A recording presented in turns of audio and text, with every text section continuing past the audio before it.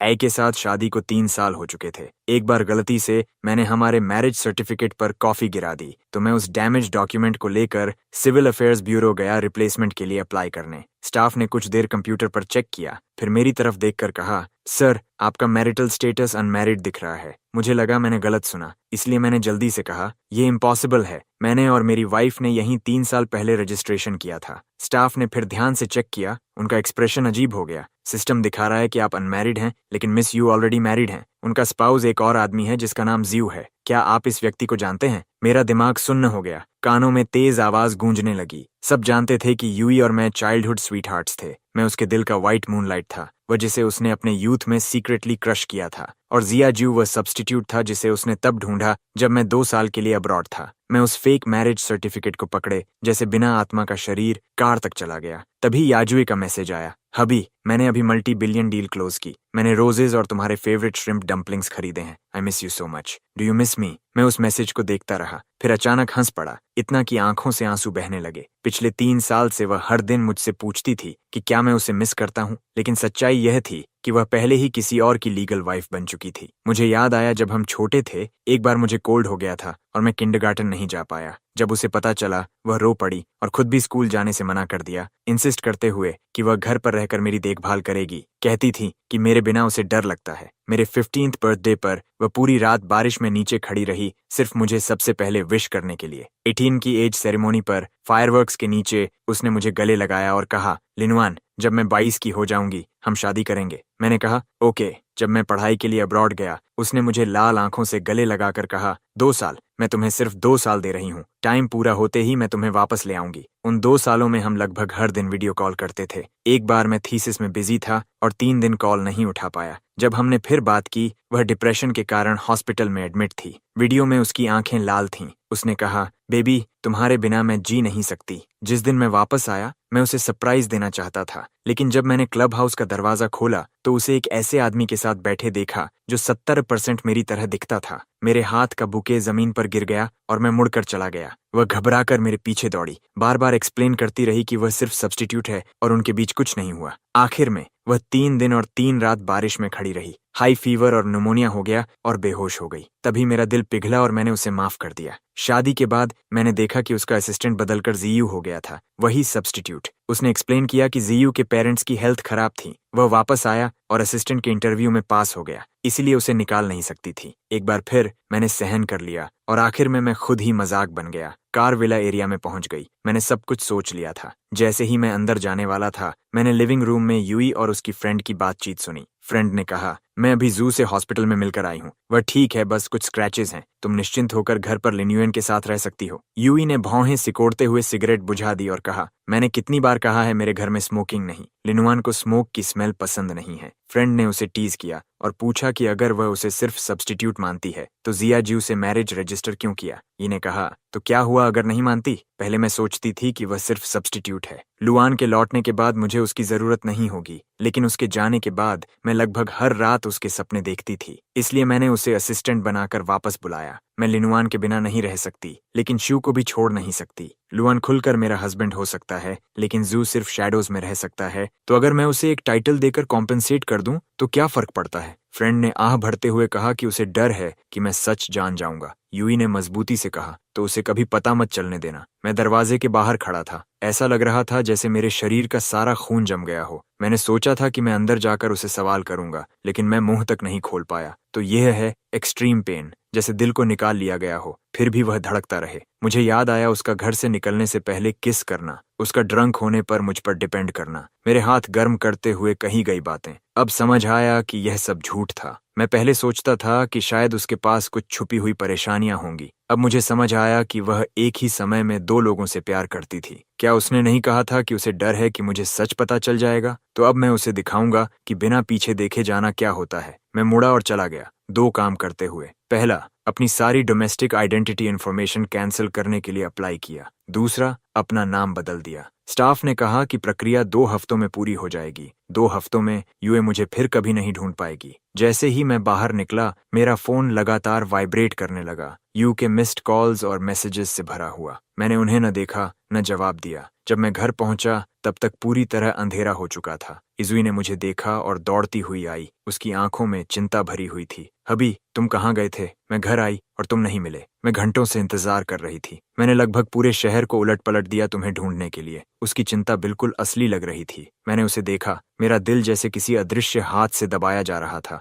मुझे याद आया जब हाई स्कूल में उसने मैथ कंपटीशन में हिस्सा लिया था। मैंने उसके मैसेज का देर से जवाब दिया और वह एग्जाम छोड़कर मुझे ढूंढने वापस आ गई थी। वह सच में कभी मुझसे इतना प्यार करती थी, लेकिन वह प्यार एक्सक्लूसिव नहीं था। मेरा गला भर आया और मैंने शांत स्वर में कहा, मैं कुछ चीजें खरीदने गया था, तुम्हें बताना भूल गया, सॉरी। उसने राहत की सांस ली, मुझे गले लगा लिया और कहा कि वह मुझे ब्लेम नहीं करती, वह बस चिंतित थी, और बोली कि वह मेरा favourite sweet and Sawar pork ribs और स्टीम्ड सी बैस बनाएगी। जैसे ही वह किचन में गई, उसका फोन बजा। मैंने देखा कि जियू का कॉल था। उसके एक्सप्रेशन में हल्का बदलाव आया। उसने नाइफ नीचे रखा और जल्दी से अपने हाथ पोंछे। कहा कि उसे कंपनी में काम है और उसे जाना होगा। मेरे माथे को किस किया और कहा कि मैं पहले खा लूं, लेकिन मैंने उसकी बात नहीं मानी। मैं बाहर गया और टैक्सी लेकर उसका पीछा किया। जैसा कि मैंने सोचा था, वह कंपनी नहीं गई बल्कि हॉस्पिटल पहुंची। वीआईपी वार्ड में पूरे फ्लोर का कॉरिडोर खाली कराया गया था। हॉस्पिटल डायरेक्टर उसके सामने झुककर माफी मांग रहा था। कह रहा था कि वे जियू का ठीक से ध्यान नहीं रख पाए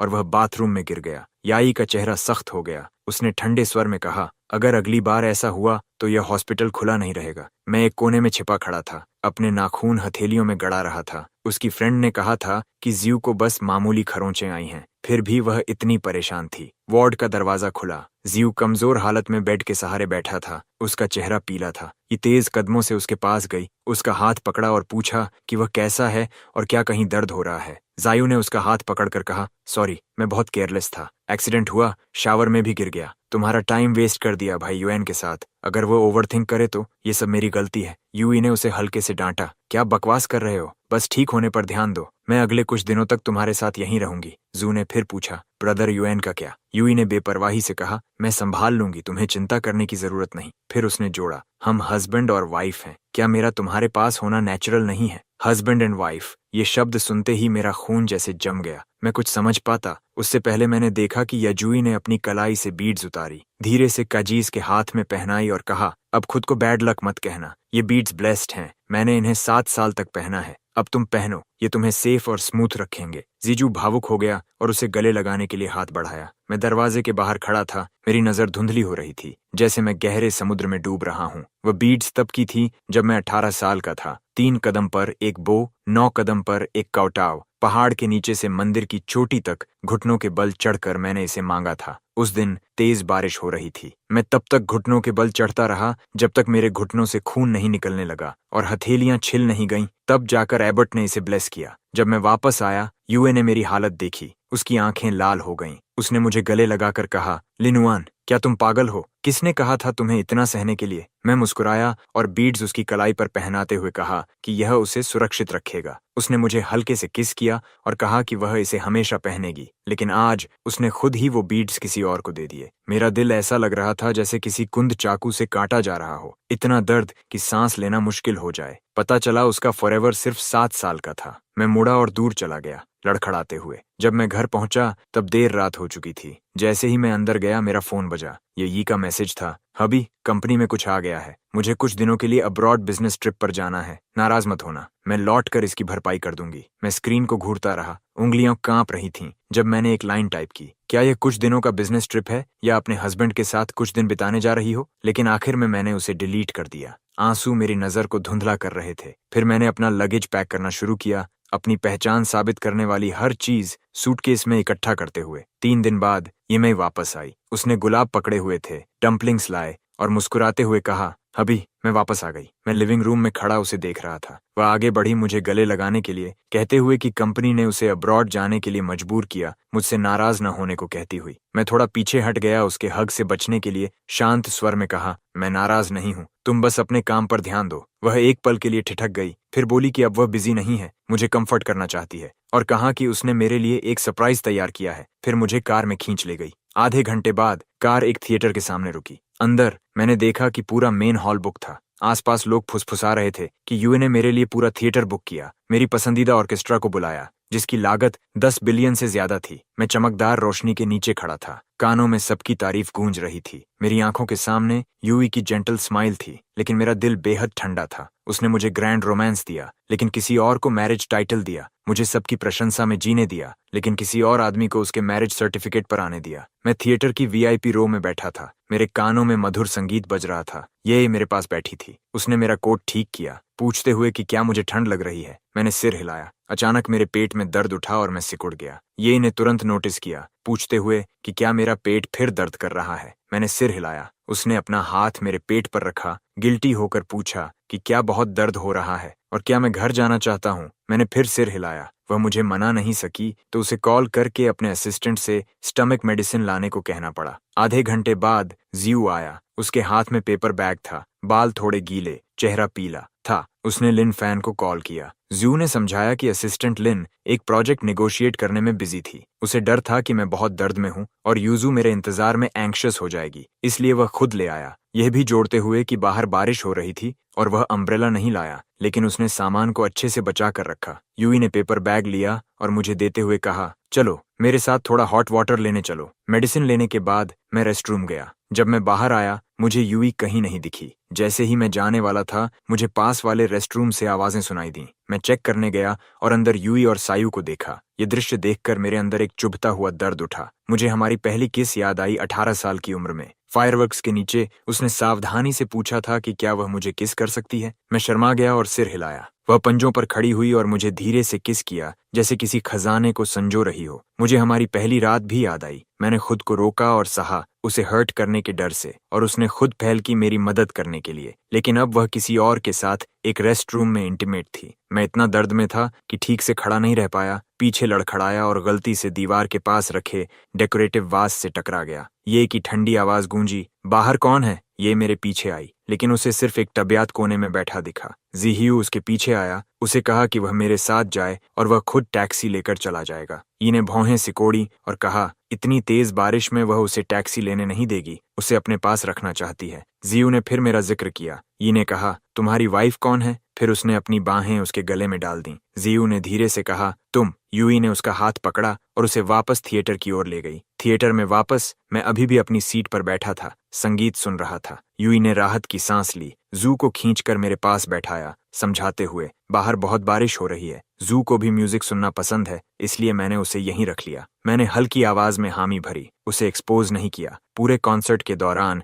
यूए मेरी बहुत ध्यान से देखभाल करती रही। पूछती रही कि क्या मुझे ठंड लग रही है, एयर कंडीशनिंग एडजस्ट करने में मदद करती रही। पूछती रही कि क्या मैं जल्दी घर जाकर आराम करना चाहता हूँ, लेकिन मुझे पता था उसका लेफ्ट हैंड जाजुस के साथ कसकर इंटरलेस्ड था। मुझे याद आया पहली बार जब हमने हाथ पकड़ा था, 16 साल की एक सर्द रात। वह दीवार चढ़कर मेरे घर के नीचे आई, अपना हाथ बढ़ाया, मुझसे उसे गर्म करने को कहा। मैं हंसा और उसे बेशर्म कहा, लेकिन फिर भी उसका हाथ पकड़ लिया। उसने कसकर पकड़ लिया, कभी छोड़ा नहीं। तब उसकी आंखों में सिर्फ मैं था। अब वह एक हाथ से मेरा और दूसरे से किसी और का हाथ पकड़े हुए है। एक आंसू अपने आप गिर पड़ा। यूए ने तुरंत नोटिस किया, अपनी उंगली से मेरे गाल को पोंछा, पूछा क्या हुआ। मैंने चुपचाप मुस्कुराते हुए कहा, म्यूजिक बहुत मूविंग है। यूई ने हल्की मुस्कान के साथ कहा, तुम सच में सेंटिमेंटल हो। कॉन्सर्ट खत्म हुआ। यूए ने मुझे जाने नहीं दिया। उसने लोगों से बहुत कीमती इंस्ट्रूमेंट्स का ढेर मंगवाया, कहते हुए मैंने कभी इन इंस्ट्रूमेंट्स की तारीफ की थी, इसलिए उसने सब खरीद ली। स्टाफ भी पास खड़ा था और कह रहा था कि उसने इन इंस्ट्रूमेंट्स को पाने के लिए बहुत मेहनत की।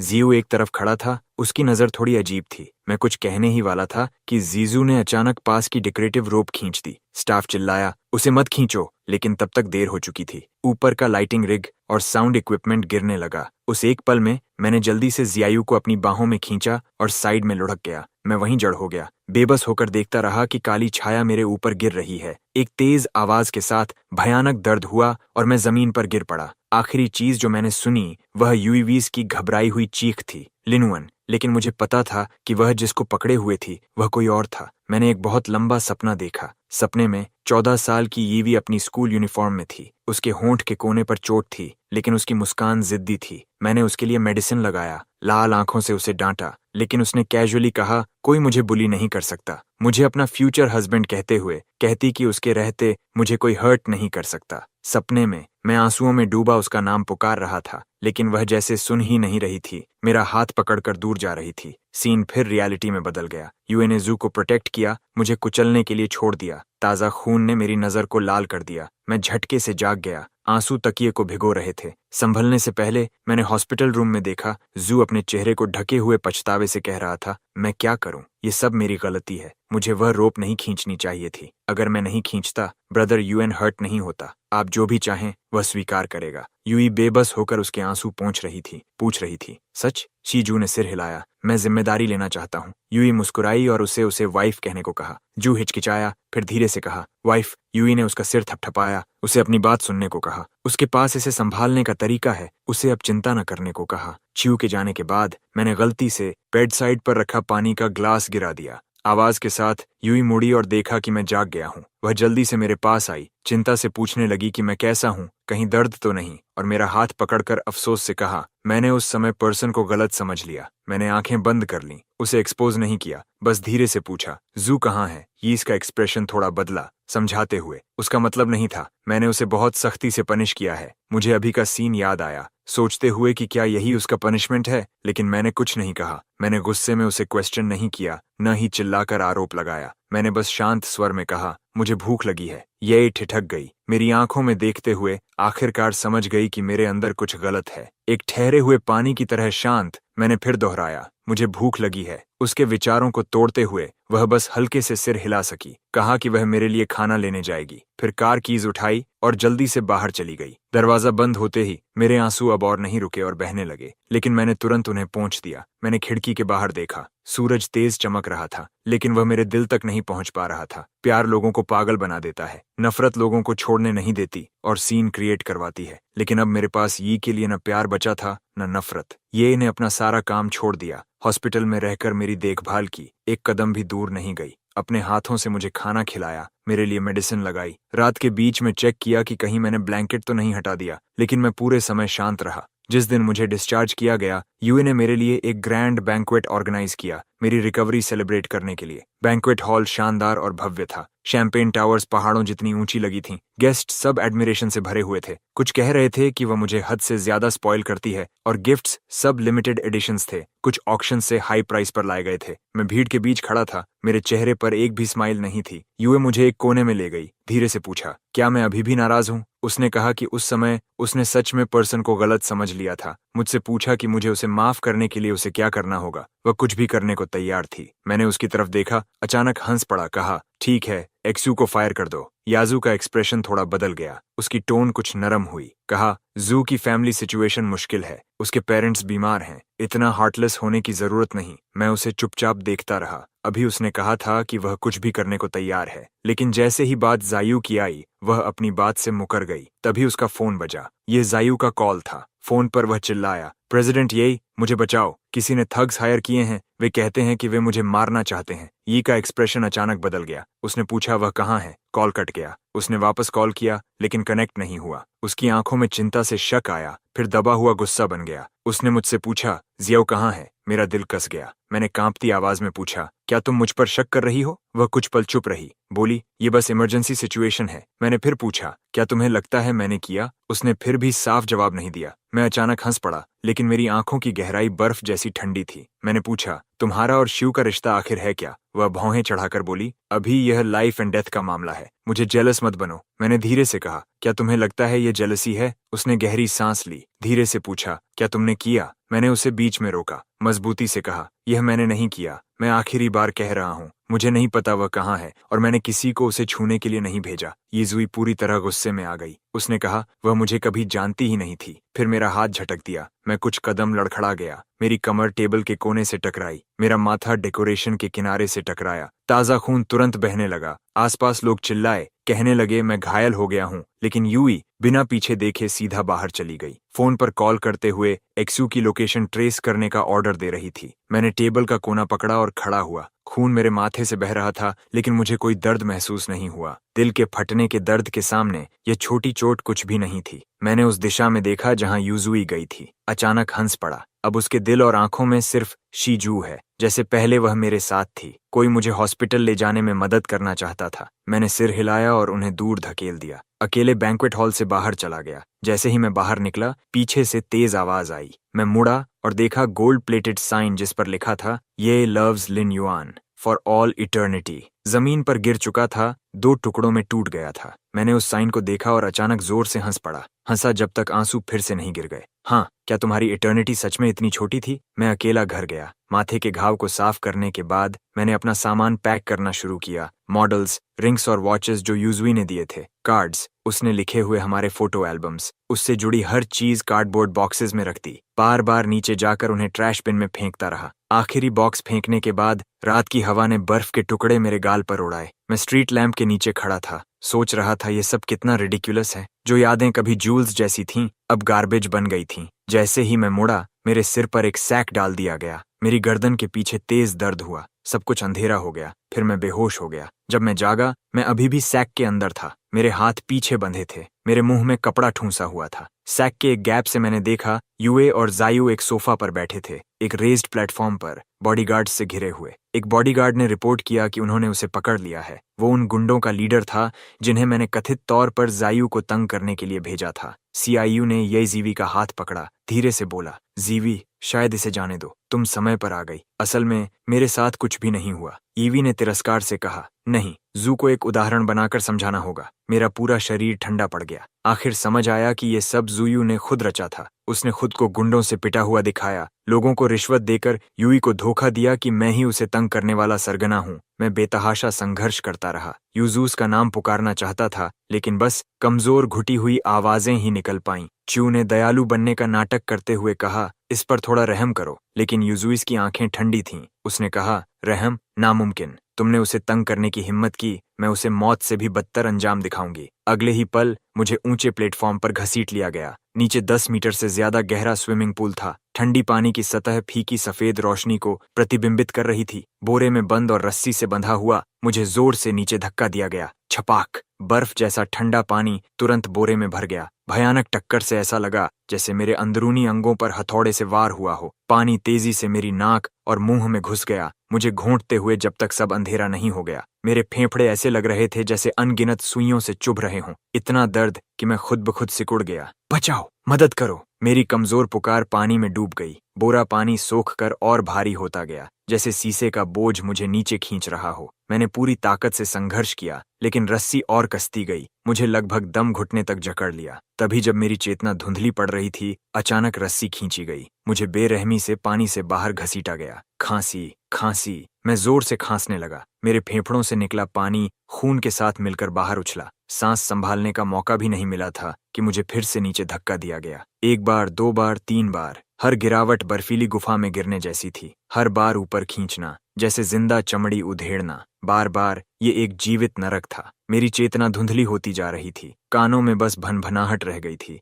मेरे फेफड़े जल रहे थे जैसे अगले ही पल फट जाएंगे। मुझे नहीं पता कितनी बार मुझे ऊपर खींचा गया। जीयू आखिर सहन नहीं कर पाया और रुकने को कहा। बस करो जी, उसे और मत यातना दो। ई ने तिरस्कार से कहा, मैं अभी खत्म नहीं हुई हूँ। उसने बॉडीगार्ड से ली गई लोहे की छड़ उठाई और मेरे पास आई। मेरे आदमी को छूने की हिम्मत की, इसकी कीमत चुकानी होगी। धड़ाम! पहला वार मेरी पीठ पर जोर से पड़ा। मेरा शरीर अचानक ऐसे मुड़ा जैसे बिजली का झटका लगा हो। रीढ़ से उठी भयंकर पीड़ा पूरे शरीर में फैल गई। मैंने मुंह में ठूंसे कपड़े को जोर से दबाया, फिर भी घुटी हुई कराह निकल गई। धड़म, धड़म, धड़म! वार पर वार बिना किसी रहम के गिरते रहे। हर प्रहार ऐसा था जैसे हड्डियां तोड़ देना चाहता हो, अंदरूनी अंगों को फाड़ रहा हो। मुझे महसूस हुआ कि मुंह के कोनों से गर्म तरल बह रहा है, ठोड़ी से टपक कर जमीन पर गिर रहा है। 9 वार उसने खुद किए। अंत तक मैं दर्द महसूस भी नहीं कर पा रहा था। मेरी चेतना धुंधली हो गई। आंखों के सामने अंधेरा छाने लगा। मेरा शरीर ऐसा लग रहा था जैसे चिथड़ों में बदल गया हो, जैसे किसी मीट ग्राइंडर में फेंक दिया गया हो। आखिरी वार के बाद मैं जमीन पर टूटी गुड़िया की तरह पड़ा था। मेरे नीचे खून का तालाब फैलता जा रहा था, कपड़ों को भिगोकर जमीन को लाल कर रहा था। उसने अपने चमकदार लेदर के जूते उठाए और मेरी उंगलियों पर जोर से रख दिए। उंगलियों की हड्डियां टूटने की आवाज साफ सुनाई दी। मैं दर्द से कांप उठा, लेकिन चीख भी नहीं निकाल पाया। तभी यीवी संतुष्ट होकर अपना पैर हटाया। वो मुड़ी और जीव की बाहों में झुक गई। उसकी लंबी उंगलियां उसके बालों को सहला रही थीं। तुम अभी ऐसे थीं, क्या मैंने तुम्हें डरा दिया? सब ठीक है, अब खत्म हो गया, अब कोई तुम्हें परेशान नहीं करेगा। उसने बॉडीगार्ड को हाथ हिलाकर जैसे कचरा हटाने को कहा। इसे वापस फेंक दो। इतना कहकर वो जियू को लेकर बिना पीछे देखे चली गई। उसके हाई हील्स खून के तालाब में चलते हुए चिपचिपी आवाज कर रहे थे। मेरे मुंह में ठूंसा हुआ कपड़ा आखिर ढीला हो गया। मैंने अपनी आखिरी ताकत से उसकी नाम को भर्राई आवाज में पुकारा। ये आवाज हवा में टिमटिमाती मोमबत्ती जैसी कमजोर थी, लेकिन उसने मेरी सारी बची हुई ताकत खत्म कर दी। उसके कदम अचानक रुक गए, लेकिन उसी पल जियू बेहोश होकर उसके कंधे पर झुक गया, उसकी कमर पकड़ ली। जीवी, अचानक मेरा सिर बहुत दर्द कर रहा है। ये ने तुरंत अपनी नजर हटा ली। अभी की उस झलक को नजरअंदाज करते हुए घबराकर उसका हाथ थाम लिया। मैं तुम्हें तुरंत अस्पताल ले जाऊंगी। वो तेजी से चली गई, कभी पीछे मुड़कर नहीं देखा। मैं उसकी दूर जाती हुई पीठ को देखता रहा। अचानक हंस पड़ा, लगातार हंसता रहा। आंसू खून के साथ बहने लगे। काश उसने बस एक बार पीछे मुड़कर देखा होता, सिर्फ एक बार, तो उसे पता चल जाता। जिसे उसने अभी आधा मार डाला वही इंसान था जिसे उसने कभी अपनी हथेली पर संभाला था, लेकिन उसने नहीं देखा। उसकी आंखें पूरी तरह स्यायु पर टिकी थीं। जब मुझे होश आया, मैंने खुद को विला के फर्श पर फेंका हुआ पाया, पूरी तरह भीगा हुआ। हड्डियां ऐसे दर्द कर रही थीं जैसे कुचल दी गई हों। मैंने रेंग कर उठने की कोशिश की। हर हरकत मेरी पीठ के घावों को फाड़ रही थी। उंगलियां पहचान से बाहर सूज चुकी थीं। टूटी हुई उंगलियों की हड्डियां डरावने नीले बैंगनी रंग में दिख रही थीं। मेरी जेब में फोन वाइब्रेट हुआ। मैंने कांपते हाथों से उसे निकाला। 2 मैसेज थे। पहला यूए का था। हबी, मैं पहले गलत थी। तुम्हारे साथ गुस्सा नहीं होना चाहिए था। मैं बस नहीं चाहती थी कि तुम गलत काम करो।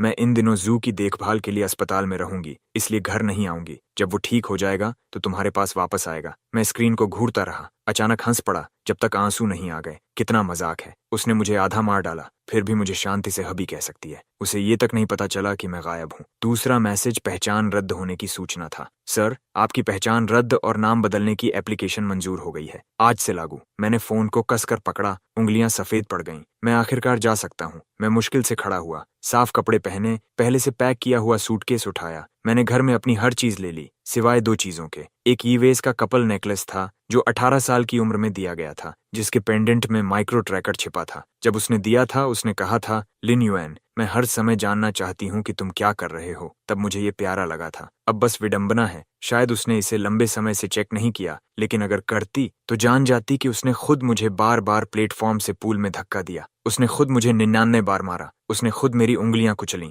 दूसरी चीज वो प्रेम पत्र थे जो उसने मुझे पाने के लिए लिखे थे। पीले पड़े कागजों का मोटा ढेर, जिसमें अब भी उसकी लड़की जैसी लिखावट थी। लिन युएन, आज तुम्हें सफेद शर्ट में देखकर मेरा दिल इतनी तेज धड़क रहा था कि लगा मर जाऊंगी। लुआन, मेरे ग्रेजुएट होने तक इंतजार करो, हम शादी करेंगे। मैं एक दिन भी इंतजार नहीं कर सकती। लिनवान, मैं तुम्हें जिंदगी भर प्यार करूंगी, सिर्फ तुम्हें। मैंने उन शब्दों को हल्के से छुआ। अचानक 18 साल की वो याद आई जब उसने लाल आंखों से मुझे गले लगाया था और कहा था, लिनवन, तुम्हारे बिना मैं जी नहीं सकती। वो वादे जो मुझे कभी जागते रखते थे, अब हर शब्द में मजाक लग रहे थे। मैंने नेकलेस और प्रेम पत्र कॉफी टेबल पर रखे, दृढ़ता से मुड़ा और निकल गया। दरवाजे से बाहर जाते समय मैंने अपना फोन कूड़ेदान में फेंक दिया, अपने अतीत के साथ दफन कर दिया। अब इस दुनिया में वो लीन युएन नहीं है जो ये के लिए आंसू बहाता था। प्लेन उड़ गया। मैंने खिड़की के बाहर शहर की लाइट्स को फीका पड़ते देखा। धुंधली सी 18 साल की याजुए को बादलों पर खड़े मुस्कुराते देखा। अगले ही पल मेरी पसलियों में तेज दर्द उठा। भ्रम टूट गया।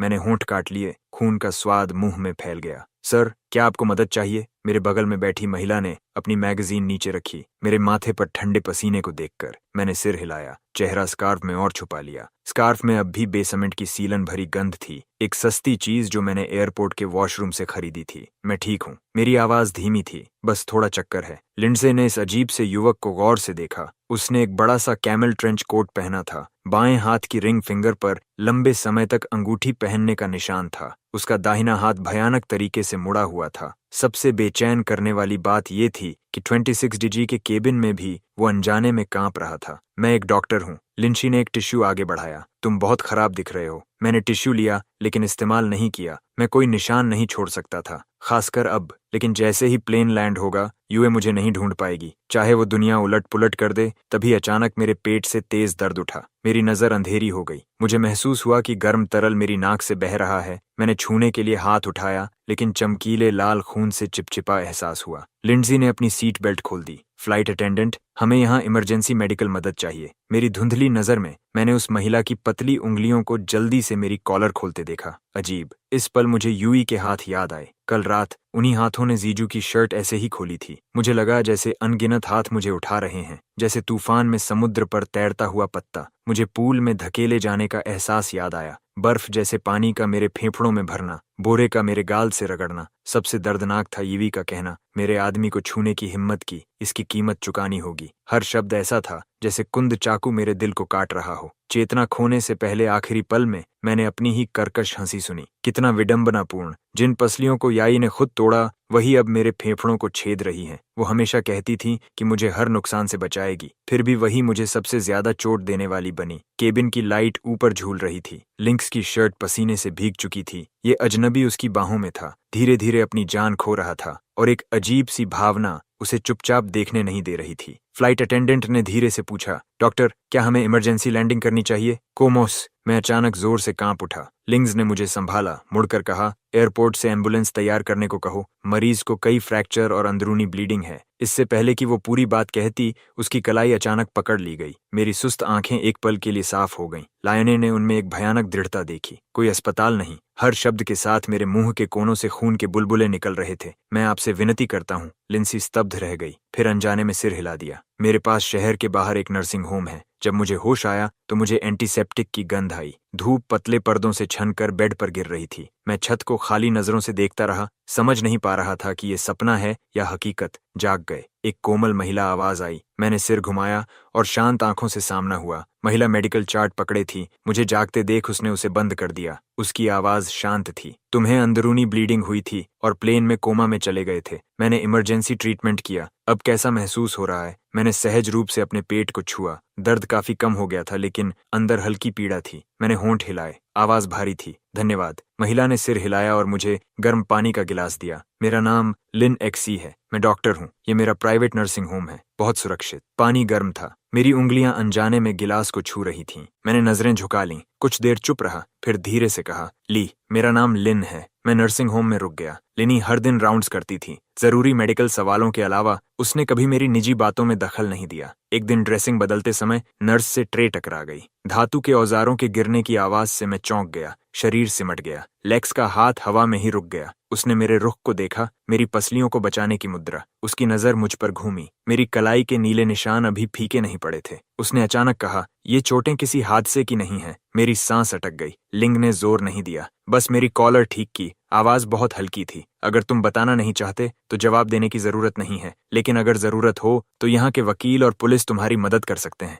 मैंने चादर को कसकर पकड़ा और सिर हिला दिया। लिंक्सी ने कुछ नहीं कहा। वो मुड़कर जाने लगी। मैंने अचानक उसे पुकारा। जब वो मुड़ी, मैंने अपने पीले चेहरे पर हल्की सी मुस्कान दिखाई। लेकिन सच में इसकी जरूरत नहीं है। मेरी सेहत धीरे धीरे ठीक हो रही थी। कभी कभी मैं गार्डन में सनबेथ करने के लिए बाहर जाता था। एक दोपहर मैं मीटिंग रूम के पास से गुजरा और अचानक लिंची को किसी से बहस करते हुए सुन लिया। दूसरी पार्टी इस प्राइस को बनाए रखने पर अड़ी थी। हम कॉम्प्रोमाइज नहीं कर सकते, लेकिन मार्केट डेटा साफ दिखाता है कि उनकी वैल्यूएशन रियलिटी से कम 30% ज्यादा है। मेरे कदम जैसे किसी अजीब फोर्स से रुक गए। मैंने दरवाजा खोला और अंदर चला गया। सबकी नजरें तुरंत मेरी तरफ मुड़ गईं। लिंच ने भौहें सिकोड़ लीं, जिससे मैं होंठ भींच गया। मैंने प्रोजेक्शन स्क्रीन पर फाइनेंशियल रिपोर्ट की तरफ इशारा किया। कुछ पल बाद मैंने बोलना शुरू किया। पेज 3 पर कैश फ्लो फोरकास्ट में प्रॉब्लम है। उन्होंने इस कैलकुलेशन में डेट का एक हिस्सा छुपाया है। असल में प्राइस डिफरेंस को और 15% बढ़ाकर एडजस्ट करना चाहिए। पूरा मीटिंग रूम खामोश हो गया। लिंची कुछ सेकंड तक मुझे घूरती रही। अचानक उसने डॉक्यूमेंट फोल्डर मेरी तरफ सरका दिया। कंटिन्यू करो। अगले दिन लिंडजी ने मेरे सामने एक कॉन्ट्रैक्ट रख दिया। मर्जर फाइनलाइज हो चुका है। अगर तुम इंटरेस्टेड हो तो मेरी कंपनी में स्ट्रेटेजिक एडवाइजर बनकर काम कर सकते हो। मैं हैरान रह गया, फिर अचानक हंस पड़ा। क्या तुम्हें डर नहीं कि मैं कॉर्पोरेट स्पाई हो सकता हूँ? लिंच मेज के किनारे टिक गई, मुझे देखते हुए। उसकी आवाज शांत थी। मैंने तुम्हारा बैकग्राउंड चेक किया। जाहिर है मुझे कुछ नहीं मिला, लेकिन मेरा इंट्यूशन कहता है कि तुम भरोसेमंद हो। वीआईपी वार्ड में एंटीसेप्टिक की गंध पास रखे लिलीज की खुशबू से दब गई थी। यूई बेड के किनारे बैठी थी, हाथ में गरम चिकन सूप का बोल पकड़े हुए। चम्मच धीरे से बोल के किनारे से टकराया। एक हल्की सी क्लिंकिंग आवाज हुई। ज्यू, एक और एसआई पी लो। उसने चम्मच जियू के होंठों तक ले आई। उसकी आवाज नरम थी, जैसे मिठास टपक रही हो। मैंने इसे 4 घंटे तक सिमर किया है। मैंने सारा ऑयल हटा दिया है। सीआईयू का चेहरा पीला था। उसने हल्की मुस्कान दबाने की कोशिश की। उसके हाथ की तरफ झुककर उसने एक एसआई पी लिया। उसकी आईलैशेस लाइट में शैडो डाल रही थीं। चीवी, तुम मेरे साथ यहीं रह रही हो? मिस्टर यान, उन्हें कोई प्रॉब्लम नहीं होगी? ने उसे बीच में ही रोक दिया। उसकी आवाज मजबूत थी, जैसे खुद को ही कन्विंस कर रही हो। लिनवान हमेशा इतना अंडरस्टैंडिंग रहता है, लेकिन जब उसने बोल नीचे रखा तो उसका बॉटम ग्लास कॉफी टेबल से टकराया। एक शार्प डिंग की आवाज हुई। ये आवाज जैसे एक कांटे की तरह थी, जो अचानक उसके सिर में चुभ गई। 3 दिन हो चुके थे। 3 दिन से मेरी कोई खबर नहीं थी। उसने अपना फोन निकाला। लॉक स्क्रीन जल उठी, जिसमें मेरा शांत सोता हुआ चेहरा दिख रहा था। 5:13 PM। हबी, तुम थोड़ी देर से घर आओगे। 10:47 PM। क्या तुम अभी भी नाराज हो? अगले दिन 9:15 AM। लिनवन, फोन उठाओ। आखिरी मैसेज आज सुबह पर रुक गया था। Green chat bubble chat box के ऊपर अकेला लटक रहा था। वो अचानक खड़ी हो गई। मैं बाहर कॉल करने जा रही हूँ। इमरजेंसी एग्जिट कॉरिडोर के आखिर में था। वहां उसने तीसरी बार कॉल बटन दबाया। एक मैकेनिकल फीमेल वॉइस चाइनीज और इंग्लिश में दोहराई, the subscriber is currently unavailable. ये आवाज खाली स्टेयरवेल में गूंज रही थी, डरावनी लग रही थी। उसने फिर अपने असिस्टेंट को कॉल किया, श्याओ चेन, अभी विला जाओ। वह एक पल के लिए रुकी। मेरी लोकेशन चेक करने की बात नहीं की, सिर्फ विला की सिक्योरिटी स्टेटस चेक करने को कहा। करीब आधे घंटे बाद असिस्टेंट का मैसेज आया, डायरेक्टर, ये विला सिक्योरिटी सिस्टम नॉर्मल दिखा रहा है, बस किचन वेस्ट डिस्पोजल 3 दिन से नहीं चला है। स्मार्ट होम लॉग्स दिखाते हैं कि आखिरी यूसेज उसी दिन था जब आप घर से निकली थीं। उसने सांस रोक ली। मैं बहुत नीट फ्रीक हूँ। किचन वेस्ट कभी भी ओवरनाइट नहीं छोड़ती। फिंगरप्रिंट लॉक ने एक जाना पहचाना बीप किया। हॉलवे की सेंसर लाइट जल गई, लेकिन उसकी आंखों के सामने सिर्फ घना अंधेरा था। कोई लाइट ऑन नहीं थी। जैसे ही दरवाजा खुला, विला पूरी तरह खामोश था। लिन युआन, उसकी आवाज गूंज उठी। ऊंची सीलिंग वाले लिविंग रूम में कोई जवाब नहीं आया। हवा में रोजेस की हल्की खुशबू पूरी तरह गायब हो चुकी थी। उसकी जगह एक ठंडी खालीपन की फीलिंग थी। वह मास्टर बेडरूम के दरवाजे के सामने खड़ी थी। उसकी हार्ट बीट अचानक तेज हो गई। उसके अंदर पैनिक की लहर उठी। उसने धीरे धीरे दरवाजा खोला। उसके सामने का दृश्य देखकर उसकी आंखें अनजाने में फैल गईं। वार्डरोब पूरी तरह खुली हुई थी। मेरे कपड़ों का एक भी टुकड़ा बाकी नहीं था। ड्रेसिंग टेबल से मेरा कलोन और वो सनग्लासेस भी गायब थे जो मैं हमेशा पहनता था। नाइट स्टैंड पर रखी हमारी फोटो भी गायब थी। सिर्फ खाली फ्रेम बचा था। उसका दिल कस गया। वह जल्दी से स्टडी की तरफ बढ़ी। ड्रॉर खोला। Passport, ID card, bank cards, मेरी मौजूदगी साबित करने वाली हर चीज गायब थी। सिर्फ 2 चीजें टी टेबल पर शांत पड़ी थीं, एक नेकलेस और पीले पड़े लव लेटर्स का एक स्टैक। वह कांपते हाथों से नेकलेस उठाने लगी। ये वही गिफ्ट था जो उसने मुझे मेरे 18th बर्थडे पर दिया था। इतने सालों तक मैंने इसे कभी नहीं उतारा। अब जब मैं बिना किसी निशान के गायब हो गया था, नेकलेस अकेला यहीं छोड़ दिया गया था। वह सबसे बुरी संभावना पर यकीन करने की हिम्मत नहीं कर पा रही थी। उसने फोन निकाला और फिर असिस्टेंट को कॉल किया। तुरंत उसकी वेयरअबाउट्स पता करो, हर कनेक्शन इस्तेमाल करो। अगर 3 FT जमीन खोदनी पड़े तो भी उसे ढूंढो। दूसरी तरफ से तुरंत जवाब आया। उसके कानों में सिर्फ कीबोर्ड टाइपिंग की आवाज गूंज रही थी। उसने कभी समय को इतना धीरे गुजरते महसूस नहीं किया था। कुछ देर बाद असिस्टेंट की हिचकिचाती आवाज आई, डायरेक्टर, ये मिस्टर लिन की पर्सनल इन्फॉर्मेशन कैंसिल कर दी गई है। Information cancelled?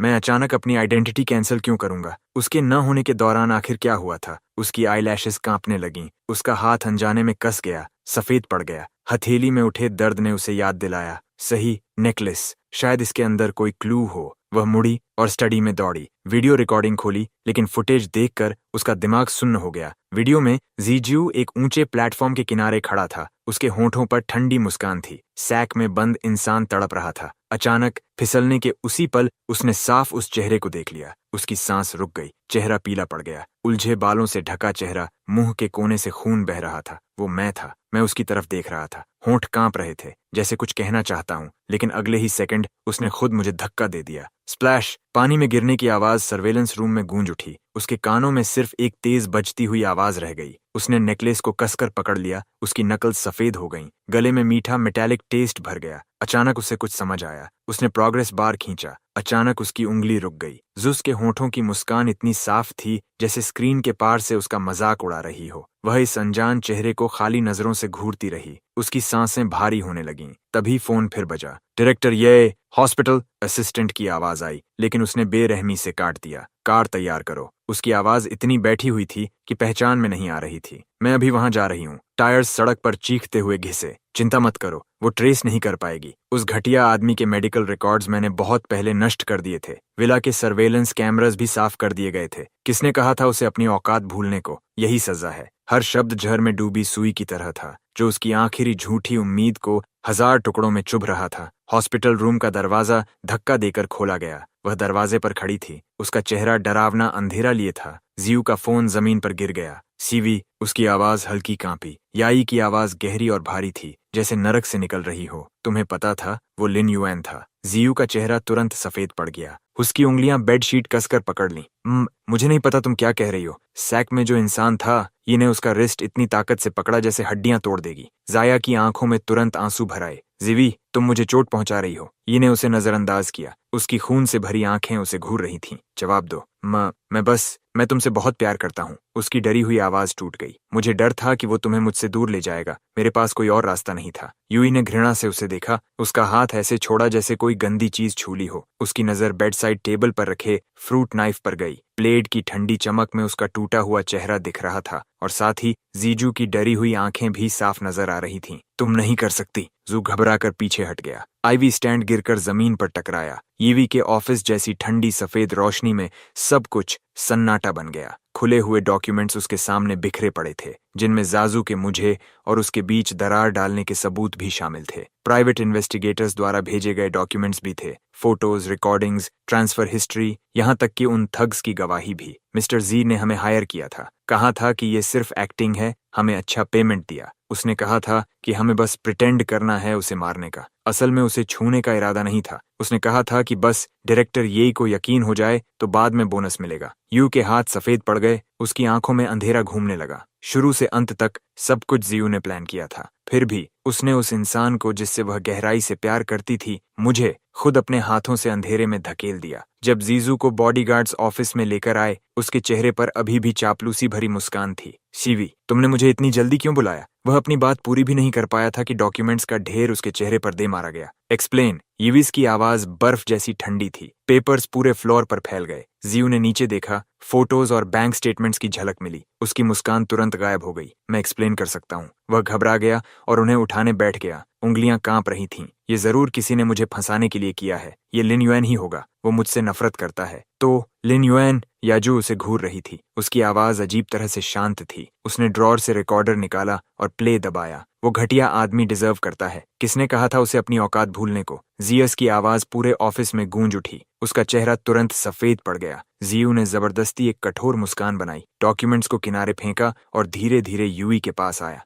जीवी, मुझ पर भरोसा करो। मैंने सच में ऐसा कुछ नहीं किया। ईविस की ठंडी नजरों के सामने उसकी सांसें तेज होती जा रही थीं। मुझ पर भरोसा करो। मैं तुमसे बहुत प्यार करता हूँ। लव? इन्हें शक भरी आवाज में कहा। उसका जबड़ा कसकर पकड़ लिया। तुम ऐसे काम करते हो और फिर भी कहते हो कि तुम मुझसे प्यार करते हो। तुम्हें घिन नहीं आती तो तुम्हें लगता है तुम खुद बहुत अच्छे हो। जू ने अचानक सिर उठाया। उसकी आंखों की मासूमियत पूरी तरह गायब हो गई। उसकी जगह विकृत नफरत ने ले ली। ये तुम ही थी जिसने मुझे पहले ढूंढा। तुम ही थी जिसने मुझे सब्स्टिट्यूट की तरह ट्रीट किया। तुमने मुझे यकीन दिलाया कि तुम मुझसे प्यार करती हो। उसने जोर से खुद को छुड़ाया, उसकी नाक की तरफ इशारा किया और ठंडी हंसी हंसा। क्या तुम अंधी हो? नहीं देख सकती कि कौन सच्चा है और कौन झूठा? अब ये गहरा प्यार दिखाना किसके लिए है? लिनुअन को तुम्हारी जरूरत बहुत पहले खत्म हो चुकी है। वो सब कुछ छोड़कर दूर भाग जाना पसंद करेगा, बजाय तुम्हारी तरफ एक सेकंड और देखने के। यूइस की प्यूपिल्स सिकुड़ गईं। उसकी छाती पर जैसे किसी ने भारी हथौड़ा मार दिया। जियू और भी मजाक उड़ाते हुए हंसा। क्या तुम्हें पता है वो जाने से पहले क्या छोड़ कर गया? वो नेकलेस तुम्हारा दिया हुआ गिफ्ट था, सही? तुमने उसके अंदर की कैमरा फुटेज देख ली है ना? हर बार तुम्हारे अपने हाथों से नहीं हुआ था। कुछ सेकंड के लिए हवा पूरी तरह शांत हो गई। वो अचानक हंस पड़ी। वह आराम से खड़ी हुई, जिगू के पास गई, पंजों के बल खड़ी होकर उसके चेहरे को छूने लगी। उसके मूवमेंट्स किसी लवर की तरह जेंटल थे, लेकिन उसकी आंखें डरावनी ठंडी थीं। तुम सही हो, मैं अंधी थी, उसने फुसफुसाया। तो अब गलती सुधारने का समय है। जीजू कुछ समझ पाता उससे पहले ऑफिस का दरवाजा फिर खुला। 2 बॉडीगार्ड सीधे उसके पास आए और उसे खुरदुरी रस्सियों से कसकर बांध दिया। सायस की आंखें फैल गईं। वह जोर से जमीन पर गिरते गिरते बचा। नहीं, तुम मेरे साथ ऐसा नहीं कर सकती। मैं वो पैसे लौटा सकता हूँ। यूई पीछे हटी, उसे बिना किसी भाव के देखती रही जब उसके हाथ बांधे जा रहे थे। क्या तुम्हें लगता है मुझे उस थोड़े से पैसे की परवाह है? वह उसके कान के पास झुकी। उसकी आवाज सांप के जहर जैसी धीमी थी। मैं तुम्हें ये एहसास कराना चाहती हूँ कि मौत से भी बदतर क्या होता है। ये मेंटल हॉस्पिटल के कॉरिडोर में खड़ी थी। ठंडी सफेद रोशनी उसकी परछाई को लंबा कर रही थी। उसने फाइल फोल्डर कसकर पकड़ रखा था जिसमें ज्यूस के सालों पुराने क्राइम्स दर्ज थे। पब्लिक फंड्स का embezzlement, commercial fraud, intentional injury, यहाँ तक कि मुझे फंसाने की साजिश भी। हॉस्पिटल रूम का दरवाजा खुला। सीयू कोने में दुबका हुआ था, उसका चेहरा बैंडेजेस में लिपटा हुआ। ये सेल्फ हार्म के निशान थे। उसने ऊपर देखा और यही सीवी को देखा। उसकी आंखों में उम्मीद की एक हल्की चमक उभरी। सीवी, क्या तुम मुझे बचाने आई हो? वह घुटनों के बल कुछ कदम रेंगता हुआ आगे बढ़ा, लेकिन अपनी कमजोर हालत के कारण जमीन पर गिर पड़ा। सी जो फर्श पर पड़ा था, गंदगी से लथपथ, उसकी उंगलियां कसकर इस ड्रेस के किनारे को पकड़ रही थीं। इन्हें कोई जवाब नहीं दिया। धीरे धीरे उसके सामने झुकी, ऊपर से उसे देखती हुई। उसकी आंखें बर्फ जैसी ठंडी थीं। आवाज धीमी लेकिन शांत थी। शिशु, क्या तुम्हें पता है मैं यहाँ क्यों आई हूँ? सीआईयू कांपते हुए सिर हिलाने लगा। आंसू बहते रहे। मुझे पता है मुझसे गलती हुई। सच में मुझे पता है। गलती? ये ने तिरस्कार से हंसी उड़ाई। फाइल उसके सामने फेंक दी। क्या इसे तुम गलती मानते हो? जायू ने फाइल के कंटेंट की तरफ देखा। उसका चेहरा तुरंत सफेद पड़ गया। वह बेतहाशा सिर हिलाने लगा। नहीं, मैंने ये सब नहीं किया। किसी ने मुझे फंसाया है। जी, मुझ पर भरोसा करो। फ्रेमिंग, यूई। वह झुकी और उसका चिन्ह इतनी ताकत से पकड़ा कि हड्डियां टूटने वाली थीं। क्या तुम्हें लगता है मैं अभी भी तुम्हारे बहाने मानूंगी? उसने छोड़ दिया, हैंडकरचिफ निकाला और घृणा भरे चेहरे से अपने हाथ पोंछे। इस हरकत ने शिव की आंखों में चुभन पैदा कर दी। उसकी प्यूपिल्स अचानक सिकुड़ गईं। वह ई पर झपटा, लेकिन उसने उसे लात मारकर दूर फेंक दिया। वह फिर से जमीन पर गिर गया, पागलों की तरह चिल्लाने लगा। इजी, तुम मेरे साथ ऐसा नहीं कर सकती। मैं तुमसे बहुत प्यार करता हूँ। मैंने ये सब तुम्हारे लिए किया। मेरे लिए? इजी की नजर पूरी तरह ठंडी थी। तुमने ये सब अपने सेल्फिश डिजायर्स के लिए किया। लिन युएन और मेरे बीच जो कुछ था उसे बर्बाद कर दिया। ये मेरे लिए था, तो अब मेरी बारी है तुम्हारे लिए कुछ करने की। वह मुड़ी और दरवाजे पर खड़े डॉक्टर को इशारा किया। आज से मैं खुद उसके ट्रीटमेंट प्लान तय करूंगी। डॉक्टर ने सम्मान से नया मेडिकल रिकॉर्ड पेश किया। ने पहला पेज खोला। उस पर लिखा था, पेशेंट 0487 के लिए treatment regiment, electroconvulsive therapy, controlled medication, life time confinement. जो बेतहाशा तड़पने लगा। नहीं, तुम ऐसा नहीं कर सकती येजी। मैं तुम्हें शाप देता हूँ। मैं तुम्हें शाप देता हूँ कि तुम्हें कभी लिन युएन की माफी नहीं मिलेगी। इजी बिना पीछे देखे कमरे से बाहर निकल गई। उसके पीछे जीजू की दिल दहला देने वाली चीखें गूंज रही थीं। वह हॉलवे में खड़ी हुई और सिगरेट जला ली। धुएं के बीच उसकी आंखें गहरी और समझ से परे थीं। असिस्टेंट सावधानी से आगे आया। डायरेक्टर, ये आपके आदेश के अनुसार जा फैमिली की एसेट्स पूरी तरह फ्रीज कर दी गई हैं। जा सी के पेरेंट्स पर भी रिस्ट्रिक्शंस लगा दी गई हैं। ये जीवी ने हल्की आवाज में कहा। उसके एम्बेजलमेंट की खबर मीडिया में लीक कर दो। मैं चाहता हूं उसकी रेपुटेशन बर्बाद हो जाए। असिस्टेंट ने सिर हिलाया और चला गया। ने सिगरेट बुझाई, खिड़की के बाहर नाइट स्काई की तरफ देखा। वह जानती थी कि ये रिवेंज मेरे झेले दर्द की भरपाई नहीं कर सकता, लेकिन कम से कम वह जियाओ को किसी और को नुकसान पहुंचाने का मौका नहीं देगी। ये उस विला के सामने खड़ी थी जहां हम साथ रहते थे। उसके हाथ में रिकॉर्डिंग थी जिसे वह अनगिनत बार देख चुकी थी, लेकिन सर्वेलेंस डेटा जू ने मिटा दिया था। कोई भी क्लू नहीं बचा था। खोज जारी रखो। उसकी आवाज भारी थी, आंखों में लाल वेन्स उभर आई थीं। चाहे जिंग को उलट पुलट करना पड़े, हमें उसे ढूंढना होगा। असिस्टेंट डरते हुए एक डॉक्यूमेंट लेकर आया। डायरेक्टर, ये मिस्टर यान की पर्सनल इन्फॉर्मेशन कैंसिल कर दी गई है। इमिग्रेशन रिकॉर्ड्स भी पूरी तरह मिटा दिए गए हैं। इजुई ने मुट्ठी कस ली। उसकी नकल्स सफेद हो गईं। उसने हर कनेक्शन इस्तेमाल किया, यहाँ तक कि बड़ा रिवॉर्ड भी अनाउंस किया, लेकिन ऐसा लग रहा था जैसे मैं दुनिया से बिना कोई निशान छोड़े गायब हो गया हूँ। वह हर उस जगह गई जहां हम कभी साथ गए थे। हाई स्कूल, अम्यूजमेंट पार्क, पहाड़ की चोटी पर मंदिर, यहाँ तक कि विदेश, वो सिटी जहां मैंने पढ़ाई की थी। लेकिन हर बार वह खाली हाथ लौटी। उसे बार बार सपने आने लगे। सपने में मैं खून के तालाब में खड़ा था, उसे ठंडी नजरों से देख रहा था।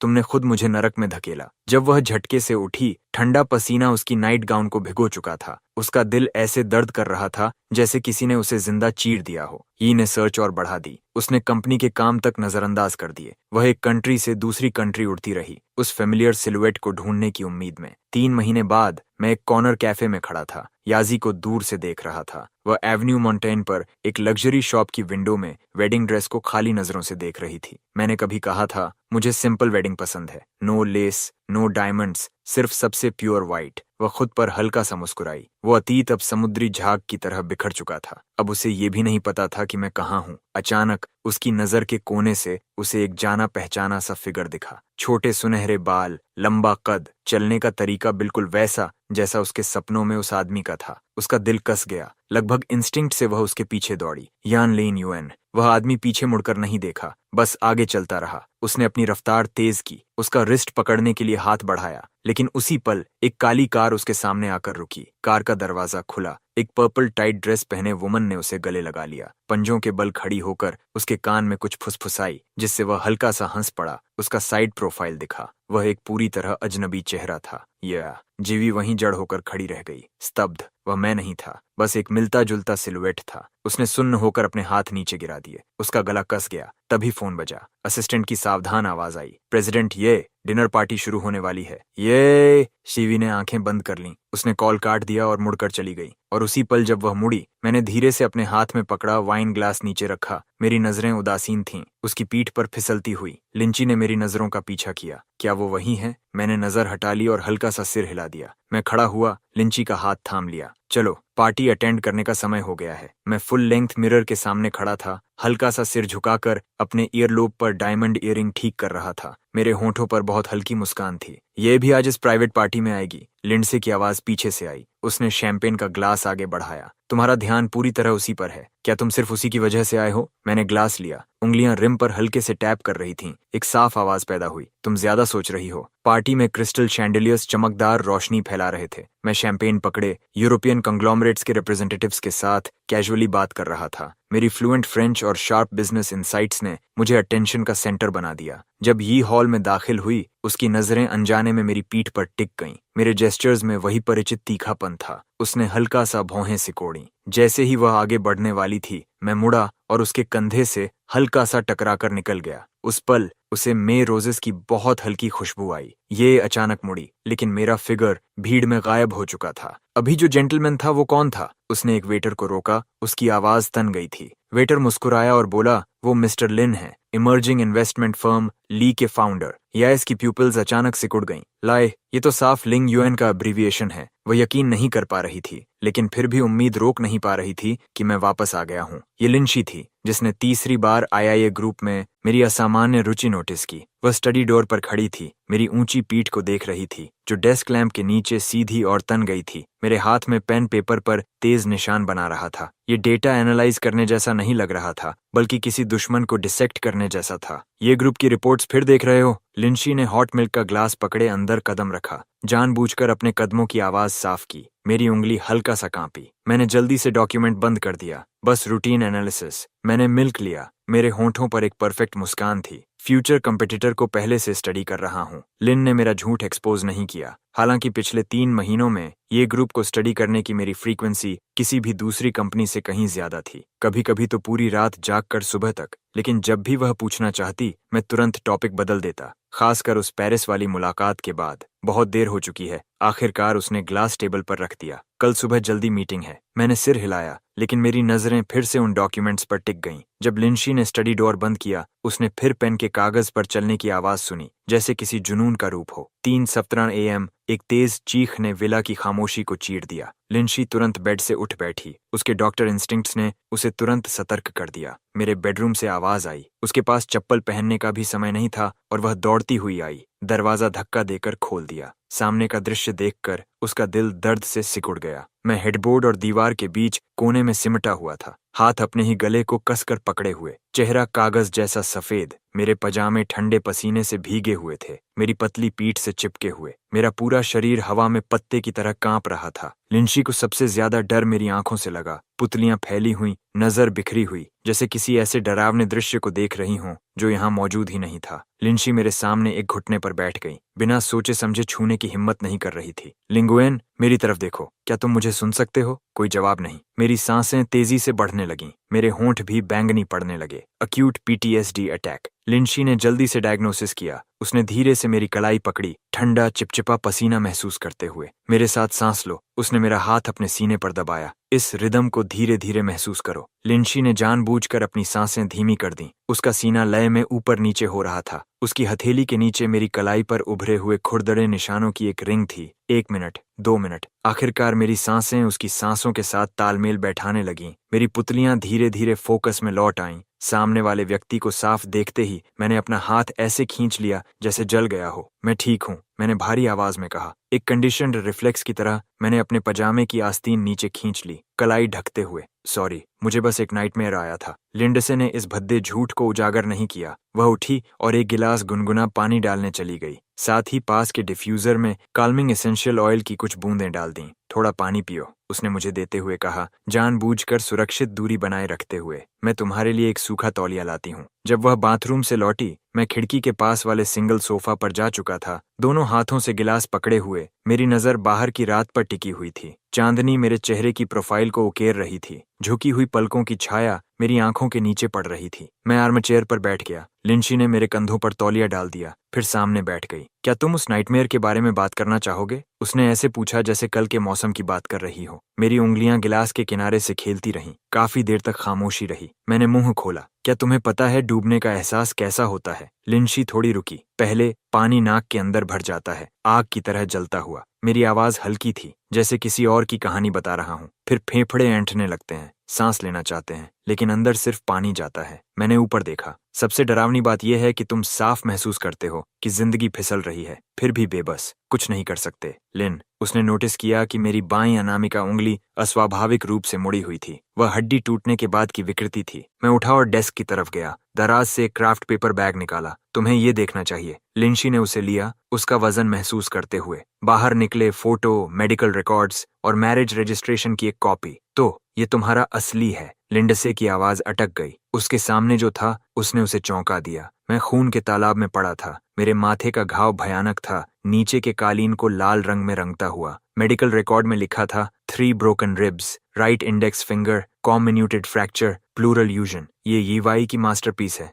मेरी आवाज शांत थी। वह मेरी एक्स वाइफ है। नहीं, असल में हमारा कोई रिश्ता नहीं है, मैंने खुद पर हंसते हुए कहा। उसने सोचा कि बोरे में जो व्यक्ति है वह उसके पति को तंग करने वाला ठग है, लेकिन असल में वह मैं था। लिन, उसने अगला पेज पलटा, सर्वेलेंस कैमरा का एक स्क्रीनशॉट देखा। एक औरत बार बार एक बोरे को, जिसमें एक इंसान था, ऊंचे प्लेटफॉर्म से नीचे धक्का दे रही थी। पूल के पास जू खड़ा था, उसके होठों पर हल्की मुस्कान थी। ज़ियाओ, मैंने उस आदमी की तरफ इशारा किया। वह उसका कानूनी पति था और मैं बस एक मजाक था। लिंच, अब वह समझ गई कि मेरा ए ग्रुप के प्रति जुनून कहाँ से आया। ये सामान्य बिजनेस कंपटीशन नहीं है, ये नफरत है। तो तुम उसे खत्म करना चाहते हो? ये सवाल नहीं था। मैं खिड़की के पास चला गया। चांदनी ने मेरी परछाई को लंबा कर दिया। मैं चाहता हूं कि वह सब कुछ खोने का एहसास चखे। मेरी उंगली खिड़की के शीशे पर चल रही थी। कंपनी खो दे, इज्जत खो दे, खो दे। मेरी आवाज अचानक शांत हो गई। लेन, वह मेरे पीछे आकर खड़ी हो गई। छुआ नहीं, बस चुपचाप खड़ी रही। बदला सच्ची शांति नहीं लाएगा, उसने धीरे से कहा। तो फिर क्या करेगा? मैं अचानक मुड़ा। मेरी आंखों में एक काली आग भड़क उठी। माफी? मैंने अपने पजामे का कॉलर फाड़ दिया, कॉलर बोन के नीचे का एक निशान दिखाते हुए। यह उसने खुद मेटल रॉड से मारा था। 9 बार उसने हर एक को साफ साफ गिना था। लिंशी ने उस निशान को देखा, अचानक हाथ बढ़ाकर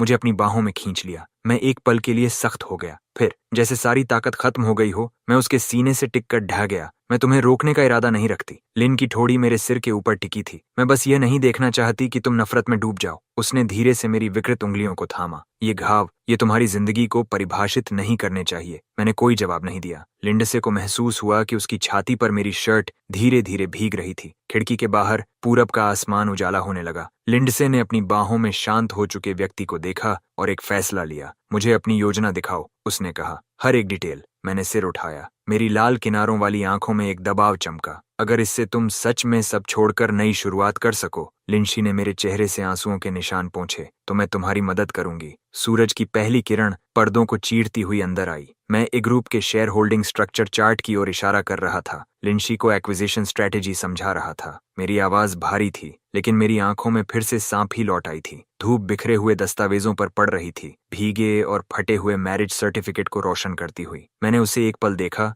फिर उसे कूड़ेदान में फेंक दिया। मैं लाई ग्रुप की टॉप फ्लोर पर फर्श से छत तक की खिड़की के सामने खड़ा था, पूरे शहर को नीचे देखते हुए। कांच में मेरी परछाई दिख रही थी। मेरी उंगलियां एक गिलास रेड वाइन पकड़े हुए। लाल तरल हल्का सा हिल रहा था, बिल्कुल उसी रंग जैसा उस दिन था जब मैं खून के तालाब में गिरा था। असिस्टेंट ने दस्तक दी और अंदर आया। सम्मान से एक दस्तावेज पेश किया। प्रेसिडेंट यान, ई ग्रुप का स्टॉक प्राइस और 5% गिर गया है। मार्केट आमतौर पर यू के हाल के फैसलों को लेकर ऑप्टिमिस्टिक नहीं है। मैंने दस्तावेज लिया। मेरे होंठ ठंडी मुस्कान में मुड़ गए। बहुत अच्छा। मैंने वायर की हाल की फाइनेंशियल रिपोर्ट पलटी। एक आंकड़े की पंक्ति पर हल्के से टैप किया। यू ने जू द्वारा पहले गबन किए गए डेफिसिट को भरने के लिए अपने नाम की कई एसेट्स बेच दी हैं। आईआईए ग्रुप बॉन्ड्स जिन्हें हम होल्ड कर रहे हैं, उन्हें बेचते रहो। मैंने दस्तावेज बंद किया। आवाज शांत थी। असिस्टेंट थोड़ा हिचकिचाया। लेकिन अगर ये ग्रुप बहुत जल्दी गिर गया तो हम भी इन्वेस्टमेंट कैपिटल का एक हिस्सा खो देंगे। मैंने ऊपर देखा।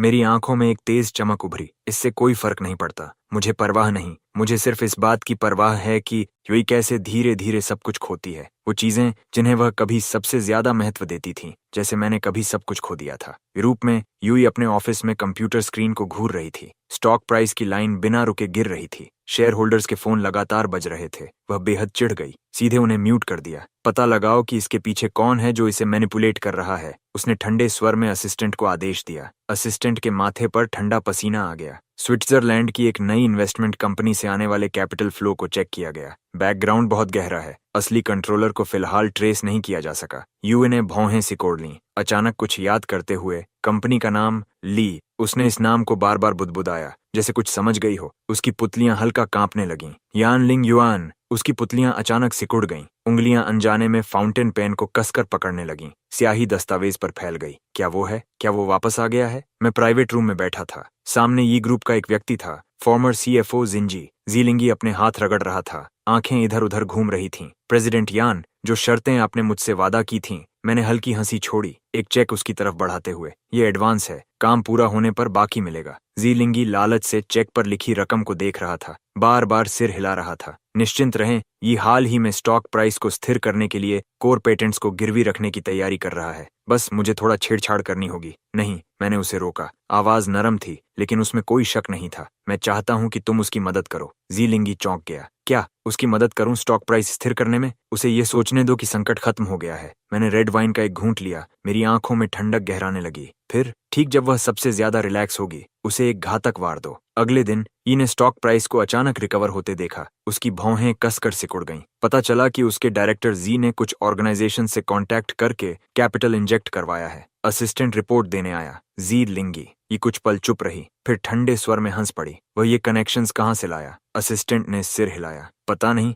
लेकिन कैपिटल सच में आ गया है। फिलहाल हमारा दबाव कम हो गया है। याजू एक खिड़की के पास चली गई। शहर रात में रोशनी से जगमगा रहा था। उसे बस कुछ गलत महसूस हो रहा था। जाओ, उसकी जांच करो। वह मुड़ी। उसके चेहरे पर स्टॉक प्राइस बढ़ने की कोई राहत नहीं थी। साफ पता करो कि जिंजी ने किन ऑर्गेनाइजेशन से कांटेक्ट किया। जल्दी करो। खिड़की के बाहर रात गहरी थी, जैसे तूफान से पहले की शांति। मैंने एलजेई द्वारा दिया गया दस्तावेज लिया, उसे देखा और हल्का हंसा। ये सच में शक कर रही है। लिंशी ने भौं उठाई। क्या जाल बंद करना है? अभी थोड़ा इंतजार करो। मैंने दस्तावेज बंद किया। नजर खिड़की के बाहर रात के आसमान पर टिक गई। मैं चाहता हूं कि वह खुद मेरे पास आकर गिड़गिड़ाए, जैसे मैं कभी उससे वापस मुड़ने की भीख मांगता था। हकीकत ने साबित किया, यूविस का अंदेशा गलत नहीं था। जब वाई ग्रुप का स्टॉक प्राइस धीरे धीरे स्थिर हुआ, वही ऑर्गेनाइजेशंस जैसे पहले से तय हो एक साथ कैपिटल वापस खींचने लगे। वाई ग्रुप का स्टॉक प्राइस अनियंत्रित रूप से गिर गया, यहाँ तक कि एक रिकॉर्ड लो तक पहुंच गया। ये जुअर फर्श से छत तक की खिड़की के सामने खड़ी थी। उसके हाथ धीरे धीरे कसते जा रहे थे।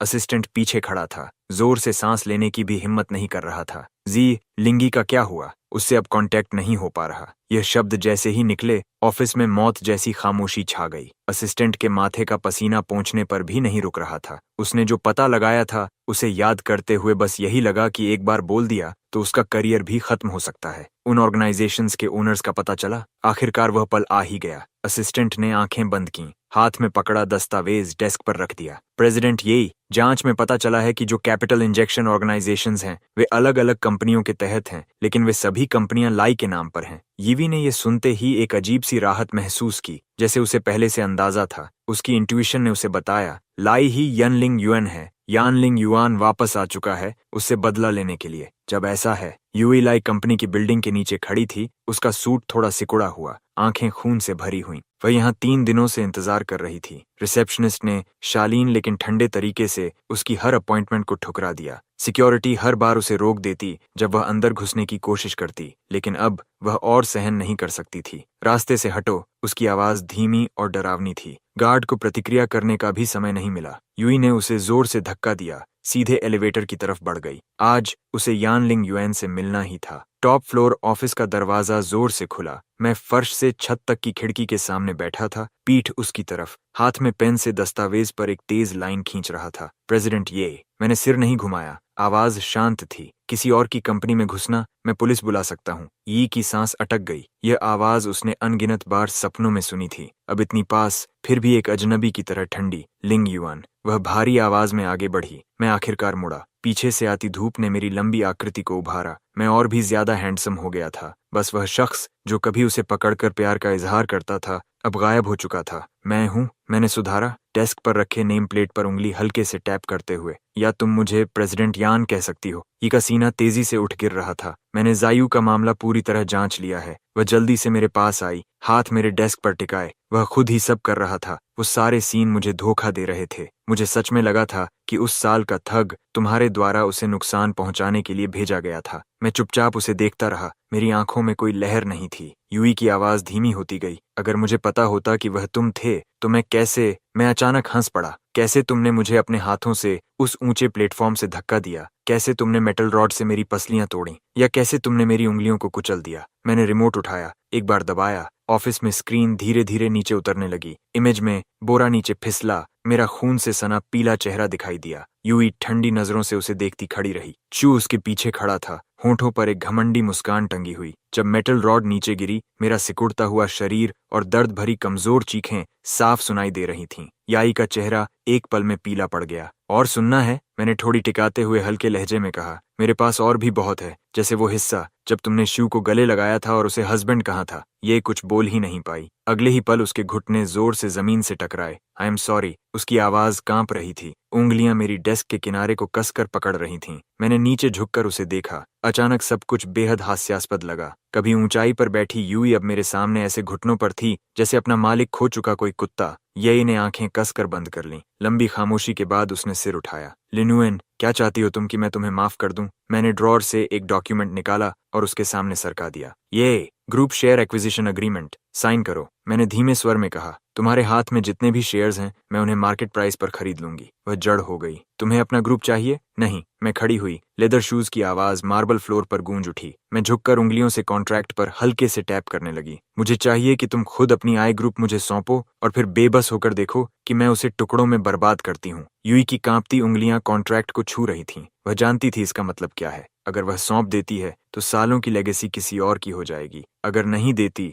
तो मुझे वापस पाने का मौका हमेशा के लिए खत्म। मैं उसे संघर्ष करते देख रही थी, लेकिन अब सब कुछ मुझे बेजान लग रहा था। मैं तुम्हें 3 दिन देती हूँ सोचने के लिए। मैं मुड़ी और फ्लोर टू सीलिंग विंडो की तरफ चल दी। मेरी पीठ ठंडी और दूर थी। लेकिन यूए, ये मत भूलो अभी कि तुम में मुझसे नेगोशिएट करने का कोई हक नहीं है। ये ग्रुप के टॉप फ्लोर कॉन्फ्रेंस रूम में फ्लोर टू सीलिंग विंडो के बाहर पूरी सिटी की चमकती रोशनी फैली थी। मैं टेबल के हेड पर बैठी थी। उंगलियां सतह पर हल्के से टैप कर रही थीं। मेरे सामने एसेट डिवीजन अग्रीमेंट्स के ढेर पड़े थे। दोनों तरफ बैठे सीनियर मैनेजर्स जो कभी यी के आदेशों पर झुकते थे, अब सिर झुकाए चुप बैठे थे, जैसे सांस लेने की भी आवाज दबा रहे हों। न्यू एनर्जी डिवीजन बेच दो, मेडिकल सेक्टर लाइन ग्रुप में मर्ज कर दो, बाकी खाली शेल छोड़ दो। मेरी आवाज शांत थी, जैसे मौसम की बात कर रही हूँ। सीएफओ ने सावधानी से पूछा, प्रेसिडेंट यान, तो वी ग्रुप ब्रांड का क्या? मैंने ऊपर देखा। होठों पर ठंडी मुस्कान उभरी। ये ग्रुप। मैं धीरे धीरे खड़ी हुई। जूतों की आवाज मार्बल पर गूंजती हुई, जैसे किसी चेतावनी की घंटी।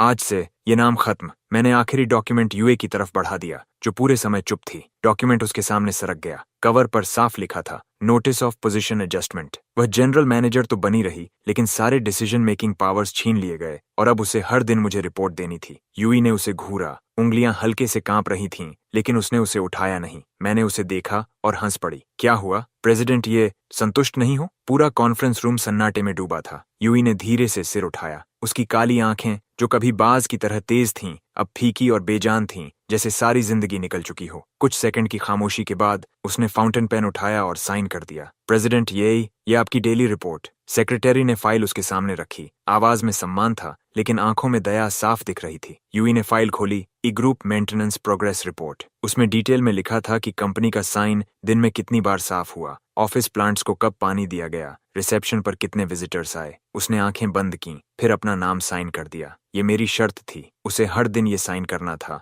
ताकि साबित हो कि वह इस खाली कंपनी को अब भी चला रही है। एक आउटडोर कैफे में मैं अपनी प्लेट में स्टेक काटने में व्यस्त थी। चाकू पोर्सलेन प्लेट पर फिसलते हुए एक हल्की सी आवाज कर रहा था, तुम्हारा स्टेक काटने का अंदाज अभी भी उतना ही सैवेज है। लिंशी हल्के से हंसी, मेरा प्लेट उठाकर बड़े स्वाभाविक तरीके से छोटे छोटे टुकड़ों में काटने लगी, जैसे किसी दुश्मन को डिसेक्ट कर रही हो। मैंने भौं उठाई, शायद यही सही है। लिंशी ने प्लेट वापस सरका दी, उसकी उंगलियां हल्के से मेरे हाथ के पीछे छू गईं। बदले का स्वाद कैसा है? मैंने झील की तरफ देखा, जहां सूरज की रोशनी पानी पर टूटकर हजारों सुनहरे टुकड़ों में बिखर रही थी। मेरी कल्पना से ज्यादा खाली, मैंने धीरे से कहा। लिंडी मेरी साइड प्रोफाइल को देखती रही, फिर अचानक बोली, आज रात एक एस्ट्रोनॉमी एग्जीबिशन है, चलोगे? वह हल्का मुस्कुराई। तुमने कहा था बचपन में तुम्हें सबसे ज्यादा स्टारगेजिंग पसंद है। मैं चौंक गया। ये बात मैंने बहुत पहले एक नशे भरी रात में कही थी। मुझे उम्मीद नहीं थी कि उसे याद होगा। प्लैनेटेरियम के स्टारी डोम के नीचे मैं ऊपर देख रहा था, जहां सिम्युलेटेड गैलेक्सी धीरे धीरे घूम रही थी। लिंडजी मेरे पीछे खड़ी थी, मेरी पीठ को देखते हुए।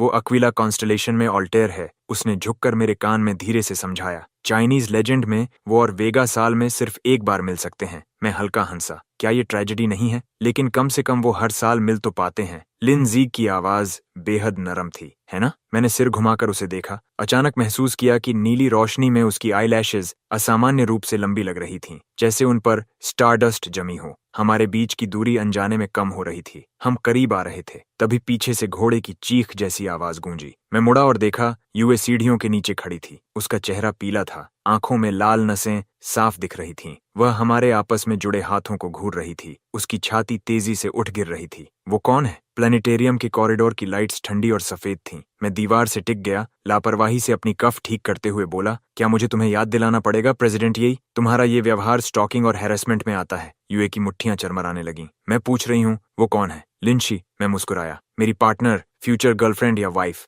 जैसा तुम समझो। वाइफ शब्द जैसे सीधे ईवी के दिल में चाकू बनकर घुस गया। वह दौड़कर आई और मेरी कलाई पकड़ ली। हमारा अभी डिवोर्स नहीं हुआ। मैंने नीचे उसकी पकड़ को देखा और हंस पड़ा। डिवोर्स? ये मत भूलो, हमारा मैरिज सर्टिफिकेट नकली था। मैंने धीरे से अपना हाथ छुड़ाया, फोन खोला और एक डॉक्यूमेंट उसके सामने कर दिया। Marriage registration invalid. क्या याद दिलाऊं? मैं उसके कान के पास झुक गया। मेरी आवाज जहर उगलते सांप जैसी थी। तुम्हारा असली हस्बैंड अभी जेल में है। कि एक कदम पीछे डगमगा गई, जैसे सारी ताकत निकल गई हो। लिन, वह शैडोज से बाहर आई, एक हाथ जेब में, दूसरा मेरे हाथ को थामे हुए। मिस या, उसकी आवाज शांत थी, अगर आपने मेरे बॉयफ्रेंड को परेशान करना जारी रखा तो मैं रिस्ट्रेनिंग ऑर्डर के लिए अप्लाई करूंगी। मिस यी ने मेरे हाथ पर रखे उसके हाथ को देखा और अचानक उसे याद आया, कभी वो भी ऐसे ही थी। स्कूल के चेरी ब्लॉसम्स के नीचे सबके सामने घोषणा करते हुए, यन लिन युएन मेरा है, कोई उसे छू नहीं सकता। अब रोल्स बदल चुके थे। अब वो खुद वार्निंग सुन रही थी और पहली बार समझ रही थी कि दिल मरोड़ने वाला दर्द कैसा होता है। वापसी के रास्ते कार में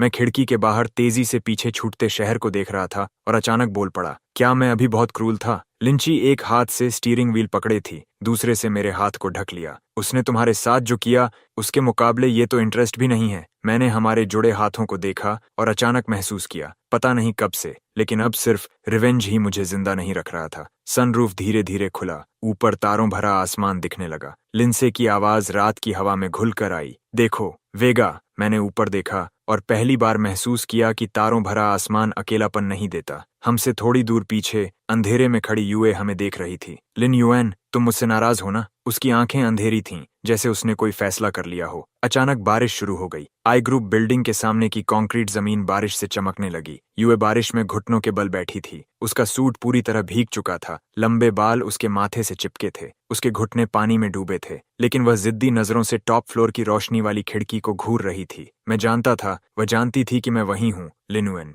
उसकी आवाज भारी थी, लगभग गरजती हुई बिजली में डूबती हुई। मैं तुमसे भीख मांगती हूँ, बस एक बार मुझसे मिल लो। बिल्डिंग के रिवॉल्विंग डोर्स धीरे धीरे खुले। कुछ सिक्योरिटी गार्ड्स काले अम्ब्रेलाज लिए बाहर आए। आगे खड़े कैप्टन ने कहा, प्रेसिडेंट लिन ने कहा है, अगर आप ऐसे ही जारी रखती हैं तो हमें कोर्सिव मेजर्स लेने पड़ेंगे। ये हल्का मुस्कुराई। बारिश का पानी उसकी ठोड़ी से टपक रहा था। तो उसे कहो खुद नीचे आए और मुझे भगा कर दिखाए। गार्ड्स ने एक दूसरे को देखा, बेबस होकर वॉकी टॉकी उठाकर इंस्ट्रक्शंस मांगे। दूसरी तरफ से कुछ कहा गया। गार्ड्स हिचकिचाए, फिर एक दूसरे को देखकर अंदर से एक बाल्टी पानी ले आए। अगले ही पल ऊपर से बर्फ मिले ठंडे पानी की पूरी बाल्टी सीधे यूई के सिर पर उड़ेल दी गई। हड्डियों को चीर देने वाली ठंड एक झटके में उसके अंदर तक उतर गई। उसके होंठ तुरंत बेरंग हो गए, पूरा शरीर बेकाबू कांपने लगा। टॉप फ्लोर की खिड़की के सामने खड़ा मैं ये सब ठंडे भाव से देख रहा था। ब्लूटूथ ईयरपीस पर हल्के से टैप करते हुए बोला, यायुए, क्या तुम्हें लगता है ये सफरिंग वाला एक्ट मुझ पर काम करेगा? जब तुमने मेरी हड्डियां तोड़ी थीं, तब मुझे घुटनों पर गिरकर भीख मांगने का मौका भी नहीं मिला था। अगली सुबह जल्दी यूई एक होटल रूम में जागी और पाया कि उसके सारे क्रेडिट कार्ड्स लॉक हो चुके हैं। उसका फोन पागलों की तरह वाइब्रेट कर रहा था। स्क्रीन पर बैंक मैनेजर के मिस्ड कॉल्स भरे थे। उसने तुरंत कॉल बैक किया। दूसरी तरफ की आवाज गंभीर थी, मिस यी, आपके पर्सनल अकाउंट्स क्रॉसबेयर पेमेंट सिस्टम द्वारा फ्रीज कर दिए गए हैं, जिसमें आपके ओवरसीज ट्रस्ट फंड्स भी शामिल हैं। यू की उंगलियां फोन को कसकर पकड़ते पकड़ते सफेद पड़ गईं। मैं उसे धीरे धीरे डेड एंड की तरफ धकेल रहा था। अब उसके एसेट्स फ्रीज थे। वह होटल का खर्च भी नहीं उठा सकती थी। वह अचानक हल्के से हंसी, एक ऐसी हंसी जैसे रेत आपस में रगड़ खा रही हो। लिन युएन, तुम सच में मुझे कोई रास्ता नहीं छोड़ रहे, लेकिन मेरा रिवेंज अभी खत्म नहीं हुआ था। ग्रुप के ऑल हैंड्स मीटिंग में मैं हेड सीट पर बैठा था, उंगलियां टेबल पर हल्के से टैप कर रही थीं। आज एक स्पेशल सेगमेंट है, मैंने धीरे से कहा, नीचे बैठे लोगों को मुस्कुराकर देखते हुए। आइए वेलकम करें प्रेसिडेंट यी को, जो सबके लिए एक मॉडल बिजनेस ऐसे पढ़ेंगी। ये कोने में खड़ी थी, उसका चेहरा पीला था, हाथ में कसकर पकड़े हुए कुछ पीले पड़े कागज थे। वो वही लव लेटर था जो उसने मुझे 18 की उम्र में लिखा था। हर पेज में उसकी सच्ची कस्में भरी थीं। पढ़ो, मैंने नरमी से कहा, ताकि सब प्रेसिडेंट यी की राइटिंग स्टाइल से सीख सकें। पूरा हॉल खामोश था। वे की उंगलियां हल्के से कांपीं, लेकिन उसने पहला पेज खोल लिया। लिन युएन, आज तुम्हें व्हाइट शर्ट में देखकर मेरा दिल इतनी तेजी से धड़का कि लगा मैं मर जाऊंगी। उसकी आवाज सूखी थी। तीसरे पेज तक पहुंचते पहुंचते उसका गला बुरी तरह कांपने लगा। जब मैं 22 की हो जाऊंगी तो हम शादी करेंगे, ठीक है? मैं तुम्हें पूरी जिंदगी प्यार करूंगी, सिर्फ तुम्हें। उसकी आवाज इतनी भारी थी कि मुश्किल से सुनाई दे रही थी, लेकिन उसने पूरे 20 सालों के लेटर्स शब्द शब्द पढ़ डाले। आखिरी लाइन खत्म होते ही पूरा हॉल कब्र जैसा शांत हो गया। कुछ फीमेल एम्प्लॉयज की आंखें नम थीं, लेकिन मेरे होठों पर मुस्कान बनी रही और मैंने उसके खत्म करते ही ताली भी बजाई। Excellent acting. अफसोस, सब झूठ था। यूई ने अचानक सिर उठाया। उसकी आंखों की गहराई में कुछ पूरी तरह टूट चुका था। इस इंसिडेंट ने कंपनी के अंदर बड़ा हंगामा खड़ा कर दिया। लिंशी दरवाजा खोलकर अंदर आई, एक फाइल जोर से डेस्क पर फेंकी। पेपर्स फैल गए, ऊपर मेडिकल रिकॉर्ड साफ दिख रहा था। यूई, सिवियर डिप्रेशन और गैस्ट्रिक ब्लीडिंग के सिम्टम्स, इसे देखो। लिंशी की आवाज बर्फ जैसी ठंडी थी। अगर ये चलता रहा तो वो मर जाएगी। मैंने नीचे अपनी उंगलियों की तरफ देखा। अनजाने में उन्हें हल्का मोड़ लिया, लेकिन तुरंत खुद को संभाल लिया। मैंने कॉफी उठाई, एक एसआई पी लिया। आवाज बिल्कुल बेपरवाह थी। तो क्या? लिंशी मुझे घूरती रही, फिर अचानक हंसी, लेकिन वो मुस्कान उसकी आंखों तक नहीं पहुंची। तो लिनुएन, तुम ऐसे कब बन गए? वह एक कदम आगे बढ़ी। पतली उंगलियां मेडिकल रिकॉर्ड पर थपथपाते हुए भारी आवाज पैदा कर रही थीं। उससे सब कुछ छीन लेना काफी नहीं था। उसे कुत्ते की तरह हर दिन रिपोर्ट करने पर मजबूर करना काफी नहीं था। अब तुम उसे आईसीयू में जाते देखना चाहते हो, तभी सेटिस्फाइड होगे? मेरी आईलैशेस हल्के से कांप गईं। मेरे हाथ में पकड़ा कॉफी कप थोड़ा गर्म हो गया था। मैंने उसे मजबूर नहीं किया। ये वही सजा है जिसकी वो हकदार है। सच में? लिंडसी अचानक झुक गई। दोनों हाथ मेरी कुर्सी के आर्मरेस्ट्स पर टिकाकर मुझे उस तंग जगह में कैद कर लिया। तो फिर मेरी तरफ देखने की हिम्मत क्यों नहीं हो रही? मेरी सांस अटक गई। लिंडसी की आवाज धीमी हो गई, जिसमें एक अजीब सा इशारा छुपा था। यन लिन युएन, क्या सच ये है कि तुमने उसे अब तक छोड़ा ही नहीं? ऑफिस में सन्नाटा छा गया। बाहर खिड़की पर बारिश ऐसे पड़ रही थी जैसे कोई काउंटडाउन चल रहा हो। मैंने कप नीचे रखा। टेबल से टकराने की हल्की आवाज गूंजी। मैंने नहीं, लिंडसे हिली नहीं, वही दबाव भरी मुद्रा बनाए रखी। उसकी नजरें मेरे चेहरे को चाकू की तरह काट रही थीं। तो फिर मान क्यों नहीं लेते कि तुम हद से आगे बढ़ चुके हो? मैं अचानक खड़ा हो गया, लगभग उसके सामने आमने सामने। लिंशी, तुम जानती हो मेरे साथ क्या हुआ था? तुम जानती हो उसने? मैं जानती हूँ। लिंची ने बीच में रोका। उसकी आवाज अचानक नरम हो गई। लेकिन अभी के तुम और उस वक्त की यूई में फर्क क्या है? ये शब्द जैसे सीधे चेहरे पर थप्पड़ थे। मैं एक कदम पीछे लड़खड़ा गया। सीना तेजी से उठने लगा। सही, मैं कब ऐसा बन गया? मेरी आवाज रुक गई। लिंच ने हल्की सांस भरी, हाथ बढ़ाकर मेरे गाल को छुआ। अगर नफरत की आग ज्यादा देर तक जले तो वो तुम्हें भी जला देती है। मैंने आंखें बंद कर लीं। एक आंसू चुपचाप गिर गया। तभी धड़ाम, ऑफिस का दरवाजा जोर से खुला। सेक्रेटरी घबराई हुई अंदर आई। प्रेसिडेंट यान, ग्रुप के ओल्ड गार्ड ने 3 प्राइवेट इक्विटी फंड्स के साथ अलायंस कर लिया है। वो हमारी कंपनी के आउटस्टैंडिंग शेयर्स को मलिशियस तरीके से एक्वायर कर रहे हैं। मैं तुरंत संभल गया। कब से? बस आधे घंटे पहले। उन्होंने ऑलरेडी 12% शेयर्स जमा कर लिए हैं और अभी भी खरीद रहे हैं। सेक्रेटरी ने टैबलेट आगे किया। ये रहा रिंग लीडर। स्क्रीन पर ये ग्रुप का फॉर्मर सीएफओ इंटरव्यू दे रहा था, चेहरे पर खतरनाक मुस्कान। एल्विस एक्विजिशन मेथड्स पहले से ही कंट्रोवर्शियल थे। हम बस गड़बड़ी साफ कर रहे हैं। जो हमारा है वो वापस ले रहे हैं। मैंने मुट्ठियां भींच लीं, नाखून हथेलियों में ढंस गए। जी लिंगी, वही सीएफओ जिसे मैंने ब्राइब देकर डबल एजेंट बनाया था। तुरंत काउंटर मेजर्स के लिए मीटिंग बुलाओ और फंडिंग सोर्स पता करो। मैंने ठंडे स्वर में आदेश दिया। जरूरत नहीं, लिंशी ने अचानक रोका। ये लिंगी शायद शुरू से ही तुम्हारे हाथ नहीं था। मैंने तेज नजर से उसकी तरफ देखा। क्या मतलब? लिंशी ने सिर हिलाया। आंखों में जटिलता थी। तुम सोचते थे वो तुम्हारा आदमी है? सबसे बड़ा सच ये है, वो किसी का नहीं है। वो सिर्फ अपने फायदे के लिए काम करता है। मेरा दिमाग तेजी से चलने लगा। अगर ऐसा है तो मामला जितना सोचा था उससे आसान है। मैंने तुरंत कोट उठाया। कार तैयार करो, वाई ग्रुप चलते हैं। लिन वह भौहें चढ़ाकर बोली, क्यों जा रहे हो? मैंने पीछे देखे बिना कहा, ईवी को ढूंढने। जब मैंने दरवाजा खोला, Evie floor to ceiling window के सामने खड़ी थी। उसकी पतली पीठ एक परछाई जैसी लग रही थी। आवाज सुनकर उसने धीरे से मुड़कर देखा। आंखों में एक पल के लिए हैरानी चमकी, फिर तुरंत वहीं ठंडी खामोशी लौट आई। डिस्टिंग्विश्ड गेस्ट, क्या प्रेसिडेंट यान खुद इंस्पेक्शन के लिए आई हैं? मैं सीधा उसके पास गया, टैबलेट उसके सामने सरका दिया। इसका एक्सप्लेन करो। ये ने स्क्रीन पर नजर डाली,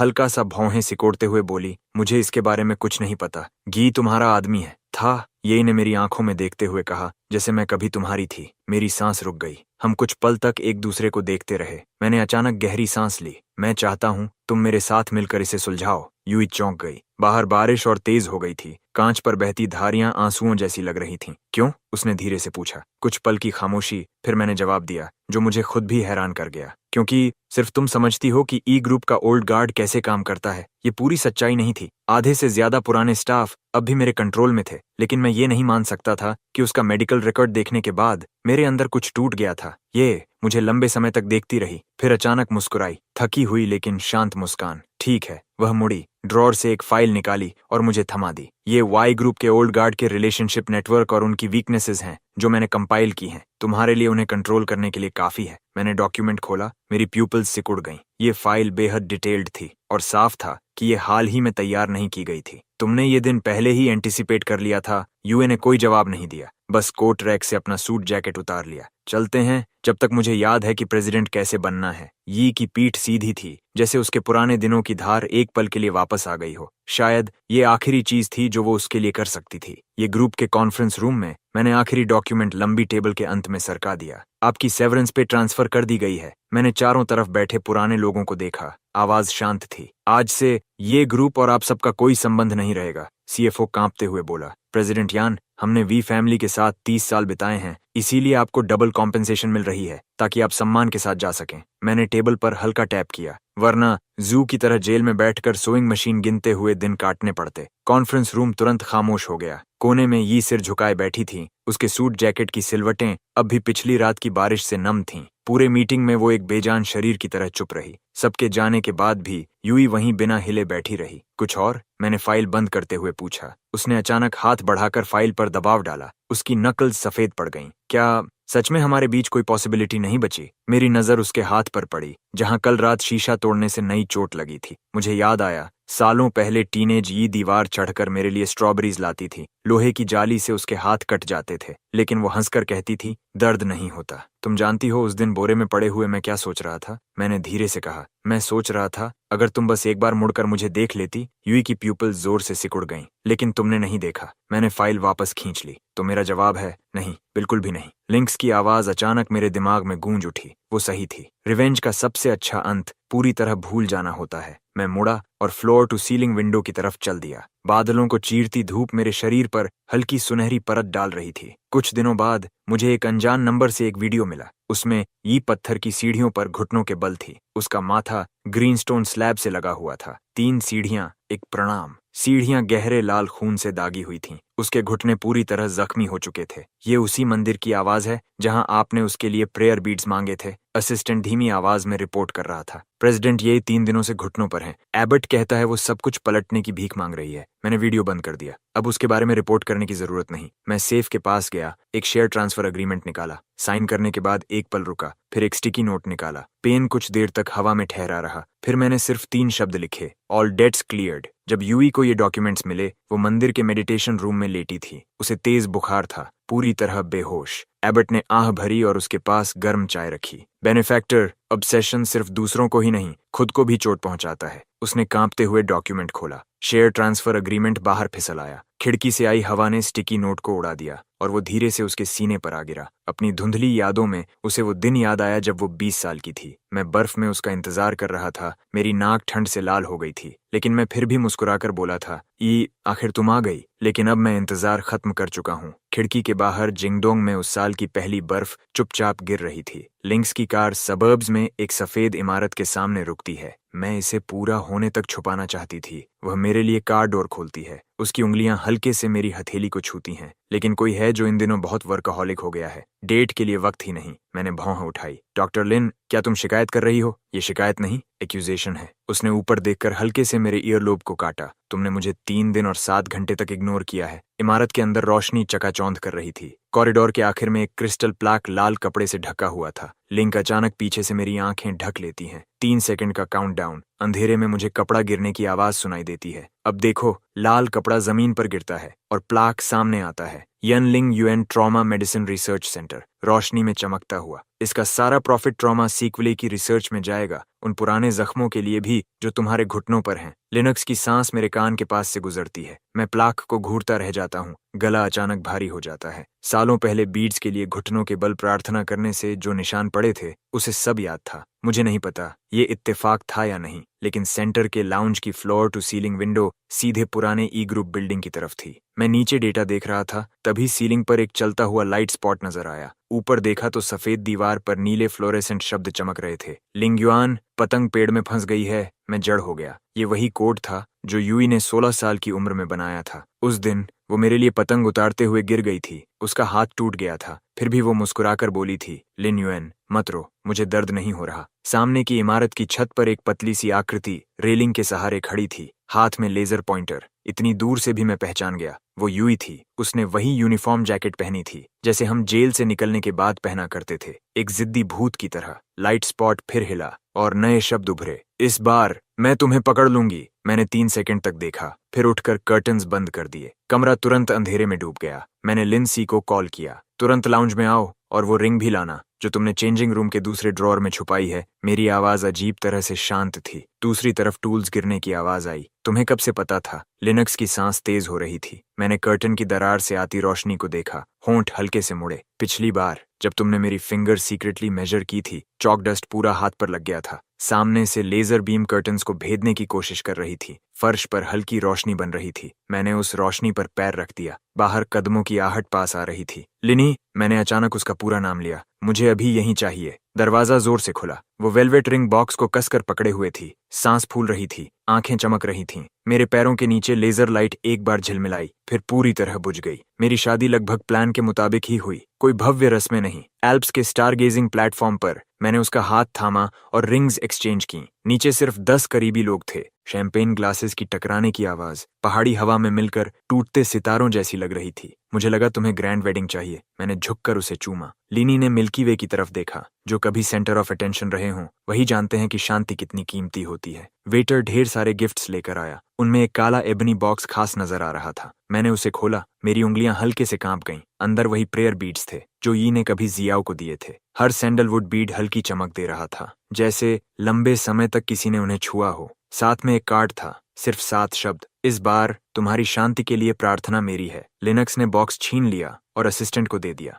इसे मंदिर में डोनेट कर दो। मैं हंस पड़ा। बीड्स को कैजुअली वेडिंग बुके पर टांग दिया। एक वार्निंग भी है और एक अच्छी कहानी भी। कड़ी सुरक्षा वाले साइकियाट्रिक हॉस्पिटल के अंदर वार्ड में टीवी पर हमारी शादी की खबर चल रही थी। जियू की पतली उंगलियां स्क्रीन को नोच रही थीं। नाखून टूटकर खून बह रहा था। उसे कुछ समझ नहीं था। मैं उसका हस्बैंड हूँ। वह चिल्लाया, ग्लास कप तोड़ दिया। देखो, मैं उससे ज्यादा जवान और हैंडसम हूँ, है ना? गार्ड ठंडे भाव से देखता रहा जब तक वह थककर खून के बीच गिर नहीं गया। फिर उसे मरे हुए कुत्ते की तरह घसीटकर बेड पर फेंक दिया। नंबर 0487 फिर से पागलपन कर रहा है। नर्स अपनी किताब में नोट करती है, आज सेल्फ हार्म के 7 इंसिडेंट्स। जैसे ही ये शब्द बोले जाते हैं, जियो फिर चीख उठता है और एक मिरर गिरा देता है। ये क्या है? किसने भेजा ये? उसका चेहरा भयानक स्कार्स से भरा था। दाहिनी आंख पूरी तरह बंद भी नहीं हो पा रही थी। गार्ड उसे ठंडी नजर से देखता है। अनोनिमस डोनेशन, नियमों के अनुसार तुम्हें इसे एक्सेप्ट करना होगा। जियाजू पागलों की तरह अपना चेहरा नोचने लगता है जब तक खून बहने नहीं लगता।